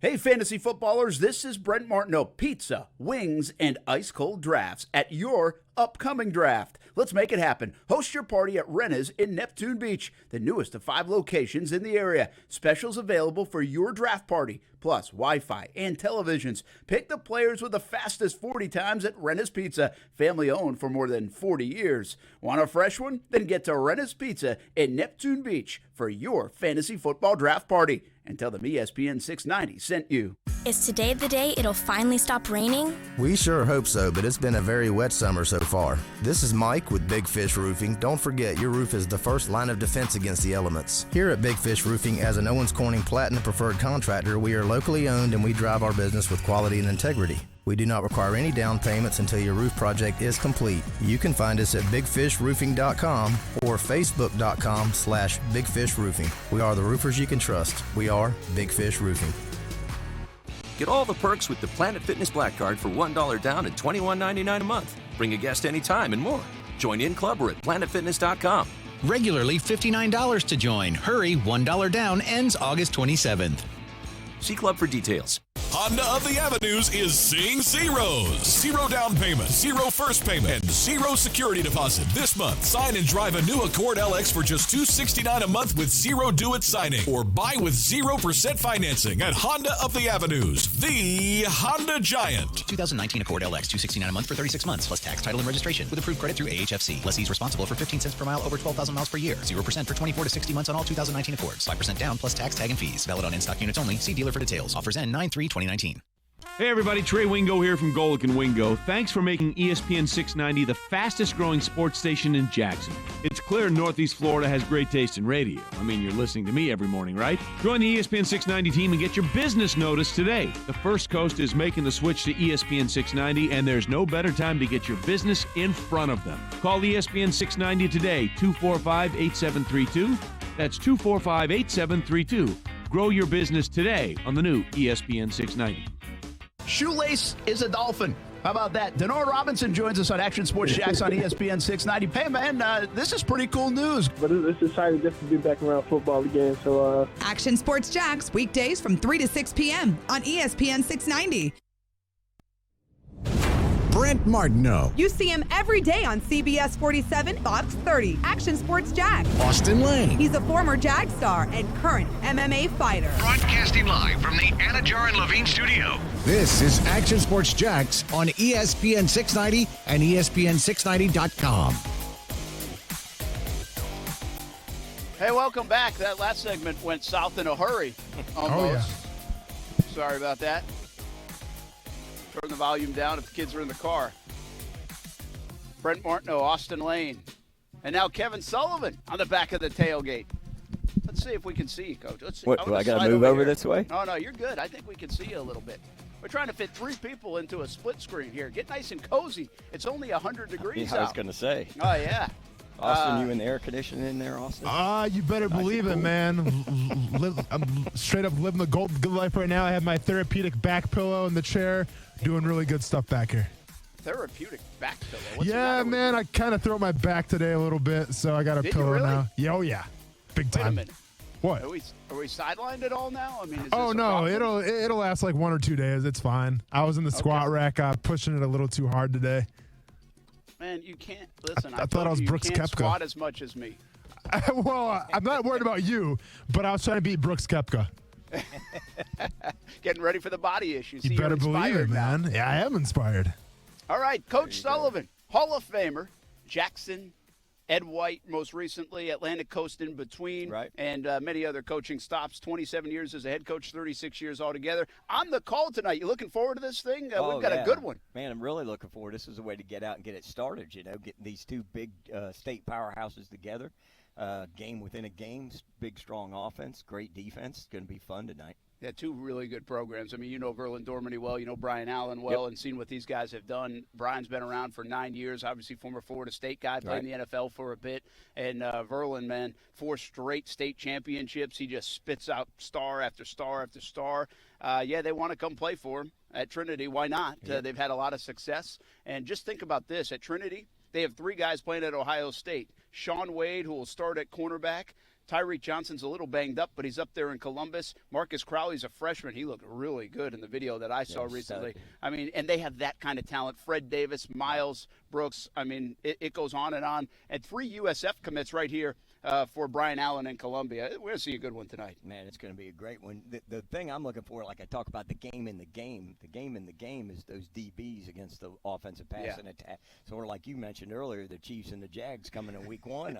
I'm pretty excited tonight. It kind of feels like it. All right, Austin, take us back to the high school days, man. What was this day like? The lid lifter for high school football in Iola, Scandinavia, Wisconsin. Well, and I guess I don't really want to date myself here, but back in 2004, 2005, 2006, I mean, back then, we used to practice in these cotton pants, these white cotton pants where you would sweat in them, you'd probably gain about 12 pounds. Like, they were just heavy. They didn't feel good. Well, all of a sudden, now it's game time. It's Friday night. You're in the locker room putting on these nice pants. They're like spandex. You feel 10 pounds lighter. You're putting on your uniform for the first time. You probably have a girl wearing your other uniform for the away color, so she's going to be in the stands. She's looking good. Everyone's feeling good. So it's a special night, man. And listen, like, obviously we're joking around here, and I've said it before on the show, Brent, there is nothing better than Friday night lights. I mean, I've had the opportunity to play in some pretty big college games, whether it's playing in Mizzou, playing in NC State, playing in Louisville, when they're number 7 in the nation. I've had some opportunities playing some big NFL games as well. Got to play in the Senior Bowl. But honestly, man, my most cherished memories come from those nights on Friday, just because it's something special about the guys that you went to school with, the guys that you grew up with, and now those guys get to experience that tonight. So it's going to be an awesome feeling. And there's something genuine about it because nobody's getting paid much. I mean, obviously the high school kids aren't, but the coaches aren't. You did it. You experienced. You cashed those small checks in high school football. But if you think about big business, the wife cashed those checks. I haven't seen 30 years. If you think about big-time college football now, the guy's making $5, $6, $7 million. The kids, well, they might be getting paid somewhere along the way. And then in the NFL, everybody's getting paid big money. So it's just different. And you've seen it. Leon Washington, he comes back, and he never forgets those Friday days after he played for you. And Austin, being in those locker rooms, even in college, you guys would run across guys maybe that you played against or with, and they talk about those games. They talk about back in the day, especially the Florida guys that are all over the country. They all get together before the games in college and see each other, and everybody sort of, especially with social media now, sort of keeps track of everybody, just like we do. I keep track of all the 904 guys. All the kids that have played here, whether we played against them or not. So that's what makes it sort of special, and it's the purest form still. To me, high school football is the purest form. Oh, it is by far the purest form, and I'm just glad social media wasn't invented back when I was in school, because that probably could have hurt me a little bit. But yeah, they would have been talking about the 40 quite a bit, wouldn't they? Yeah, talking about the 40 a little bit and all those good things. But it's like you mentioned too. I mean, we even in the college locker room, you're gonna have guys from different cities, kind of different upbringings, everything like that, even from different states. But in that high school locker room, in that kind of atmosphere, you're dealing with guys that usually are around the same area, that grew up together and everything like that, and that's what makes it the most special, in my opinion. Absolutely. Even today, on Friday nights, we do a Jags memory from high school. And when we ask them about it, it's different than asking any other question during the week. Yeah. They love it. Ronnie Harrison was just at his former high school, who was playing UC last week. We did a story in our pregame show last night with it. Marcel Robinson had that. And I don't want to sell this story yet because I want it to happen first. But we might be working on something with Jalen Ramsey and A.J. Boye even in the next couple of weeks. That's high school related, and I think will be a lot of fun. So stay tuned on that front if it's able to happen. Speaking of the Jags, speaking of college guys, speaking of those Friday nights that nobody ever forgets. We have Stay in Your Lane to come, but before we get to that and the Gators and Canes prediction and a little bit more on this high school, Coos, let's play a little Miles Jack. Speaking of football, this guy can play it. He was not happy with his performance last night. I caught up with Miles Jack, and I want you to hear what he had to say about the performance, about Josh Allen, and then at the end when I asked him about that Jalen Smith contract. You said a little rusty. Is it good to run around a little bit? Yeah, man. I live a lot out there. I had a missed tackle. I'm jumping off sides. I don't want to catch picks, so I got to do better. So I wasn't too pleased, but it was great to be out there with the defense. We had like 3 and outs. We should have 4, but I jumped off sides. So yeah, I'm gonna be better for sure. I got some work to do. This whole philosophy of keeping you guys as healthy as possible and holding on a little bit, did it make you a little hungry to get out on the field? Yeah, it definitely makes you thirsty, man. I couldn't wait. I got to the stadium early. I was stretching, getting in the hot tub. It was all I could think about all day. So blessed that I came out healthy, man, and I was super excited to go out there. How excited are you for Josh Allen? I mean, you guys see it in practice and everything, but today, man, it really jumped out. Yeah, I mean, that's what we've been seeing all along, man. That's what they drafted, and that's what we got, and he's a hell of a talent, man. Just how athletic he is. He was covering backs, I think, today, and he was in the backfield religiously, like it was ridiculous. He missed a couple sacks, but I'll get on about that later. But nah, he was out there balling. He's a dog, and I'm excited to see him grow throughout the season and continue to get better. And with him surrounded with guys like Yannick and Calais, it's going to be scary, man. It's going to be scary. That freaky athleticism kind of reminds us of a guy. Yeah, a little bit. But yeah, man, he's a beast, man, for sure. Hey, you have had your hands full at this position. I know you're comfortable being in the middle linebacker, being the quarterback, but there's been a lot of adversity in that spot. I mean, you're 2 weeks away from getting this thing going. Yeah. How comfortable are you with what you have around you and your position, your group, your team room? You know, I'm very excited. I'm confident in Najee being next to me. I'm confident in Quincy being next to me. I feel like if there's something they don't know in the heat of the moment, I can pitch them information, or just the flow of how we play defense, they'll come along with it, because it's something that's contagious that we have in our defense, where everybody's running and hitting and nobody wants to be the one to give up a play. So I think we'll be fine, man. And what you saw out there, I think that's just the beginning. That's just us finally getting back to playing with each other and just having fun, man. So it was a blast out there. I got to ask you one last question. Jalen Smith gets a big contract. You guys were really paralleled in that draft. Right. How cool is that for him? And I know you've been saying, hey, it will come. Right. But I bet you saw the zeros too. No, I definitely saw the zeros, man. I was happy for him. You know, his story was similar to mine, man. We both had crazy injuries, and for him to just stick through it, man, continue to get better.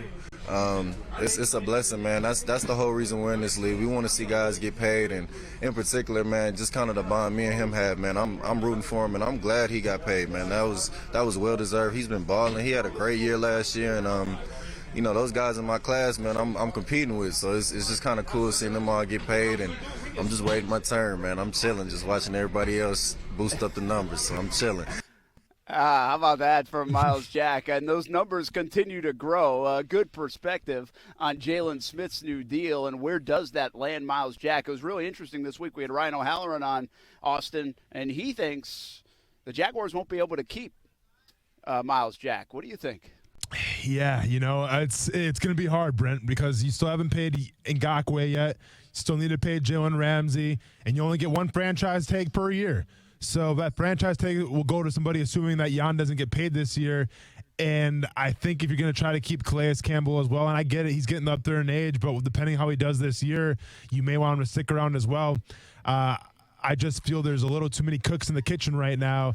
But Miles Jack's obviously a guy who I think is going to have a breakout year, especially in that new defense now, where he's going to do a lot more things, whether it's blitzing or giving some new looks, where he could put up the stats where the Jaguars just unfortunately can't afford him. Yeah, what's interesting is you draft well and then can't afford. Now, again, on the books for his Blake Bortles deal right now with the dead money. But after this year, the dead money won't be as debilitating. It's just that everybody's getting expensive. I've said this before. You should be rewarded for drafting good players that you have to pay. And now with the quarterback position so expensive, even for average QBs, they really have to consider in this new CBA, whatever, bumping up that cap. I mean, they really should consider it. Now, you shouldn't be rewarded for spending poorly, but if guys are going to get paid in free agency, that's going to happen. And on top of that, you should be able to reward guys that are homegrown. And we say this with the Cowboys. They should keep Zeke. They should keep Dak. Mm-hmm. They should keep Jalen Smith. They're homegrown guys. That's your work. Your scouting department put work in on those guys. They made the right choices, and you should be able to pay them. The Jags might not be in position to do that all. One other thing about the contract stuff. Yannick Ngakoue, a lot of people's thoughts are, hey, if Josh Allen balls out and plays well, there goes Yannick Ngakoue's money. No. I don't agree with that thought. I really don't. I think that's a silly thought, in my opinion. Yeah, I don't think you want pass rushers, man. You need pass rushers. And Calais Campbell, I love the guy. One of my favorites of all time. I don't know how much longer he'll be there. Yannick Ngakoue's 24 freaking years old. He could be there for a long time. So you could have Allen and Ngakoue for a long time. I don't think Allen's play dictates what happens with the dollars on Ngakoue, or at least it shouldn't. And I think we were still trying to get you back on the air, but I kind of went on a little bit of a rant, Brent, about that exact situation, where if anything, I think last night's performance even proves that you need Ngakoue even more, because if you look around the NFL, one pass rusher just can't do it himself. And if you look at the great teams right now in the NFL, the teams that go to the playoffs, that go to the Super Bowl, they have more than one pass rusher at their disposal. And if you're trying to play that 3-4 defense a little bit, you're going to need two solid outside linebacking studs who can get after the passer. Well, that's going to be Jan and Josh Allen. So while I get yes, the hype is real right now for Josh Allen, you cannot forget what Yannick Ngakoue has been able to do so far in the Jaguars. And I think you need to pay him accordingly. All right, Coach, what do you think? I mean, you pay attention to the Jag. You're not just a high school guy. No, I agree with you. And the thing about it with Josh Allen is, they've got that contract for, if they keep him 3 years in that contract, they don't have to do anything with his contract. He's inexpensive. So he's really what he is. So, but I think that they've got to keep that. And, and if Calais keeps enjoying playing with these young guys, maybe we'll get a little hometown discounts, sort of like they did with Brady here a couple times. You know what I mean? Because, when you're around them young guys, it makes you feel young. So, but, yeah, I'm really looking forward this year. I think they're going to be really good on defense, man, really good. Hey, stay in your lane time, Austin. What do you got before we close it out? And, oh, boy, start up the car. I thought that was mine. I thought we were on the move here on the back of the truck. Oh, nicely done, Kuz, man. That kind of shocked me a little bit as well. By the way, Kuz couldn't wait for that moment. Oh, I know. He's been waiting 24 hours to do that. He's been counting down. All right, stay in your lane. It's time to stay in your lane. He's all in my ear. I'm like, okay, let's do it. And that's the reason why right there. Cruise control real quick, Brent. Going to get into a little wrestling talk. Congratulations to Becky Lynch and Seth Rollins. Just announced their engagement on Twitter.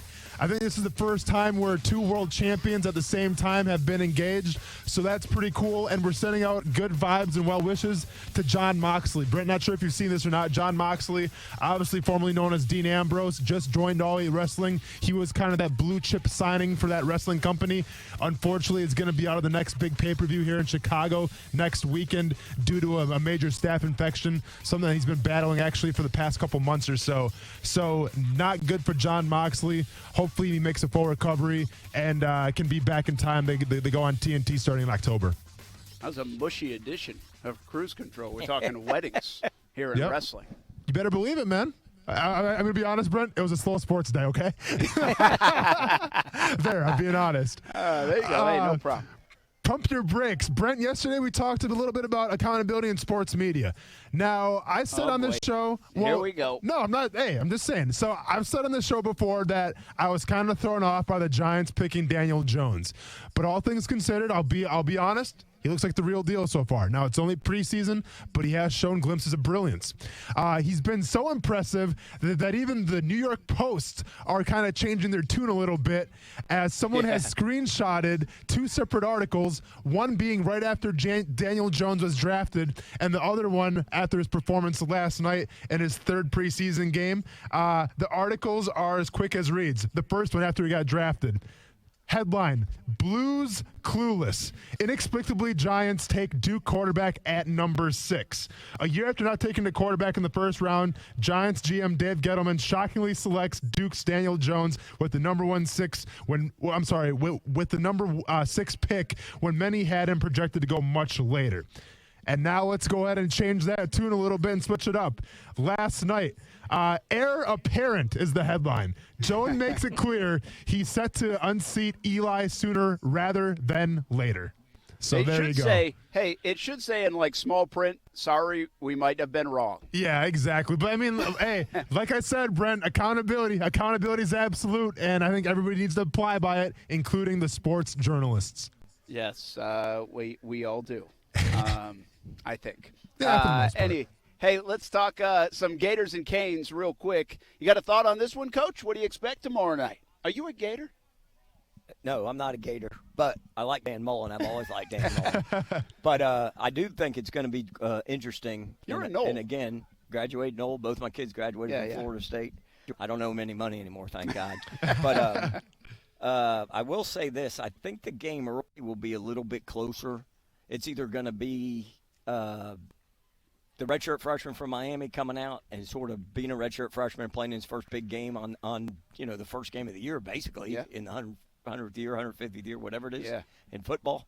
So, but I think it's going to be close early, and then I think the Gators will roll later on. Okay, Jaron Williams making that first start, and Dan Mullen should have his team ready. They're the better team. Let's just say that. How much can that front seven impact the game for Miami will be the key. And how much pressure do the Gators feel to be, again, what I said this week, the hunted? And they know they're the favorite. They can't slip up. And if that game builds, just like anything else, when you have a favorite and an underdog, and I think they should be a heavier favorite than 7 or 8 points, whatever it is right now. But if you get that game into the third, within a possession, well, things can get tight on that favorite side. That's just the nature of sports. Hey, Austin, I really think the Gators are just better. I think they will outclass Miami. I'm not taking a young quarterback. Gators defense, I don't know if it's elite.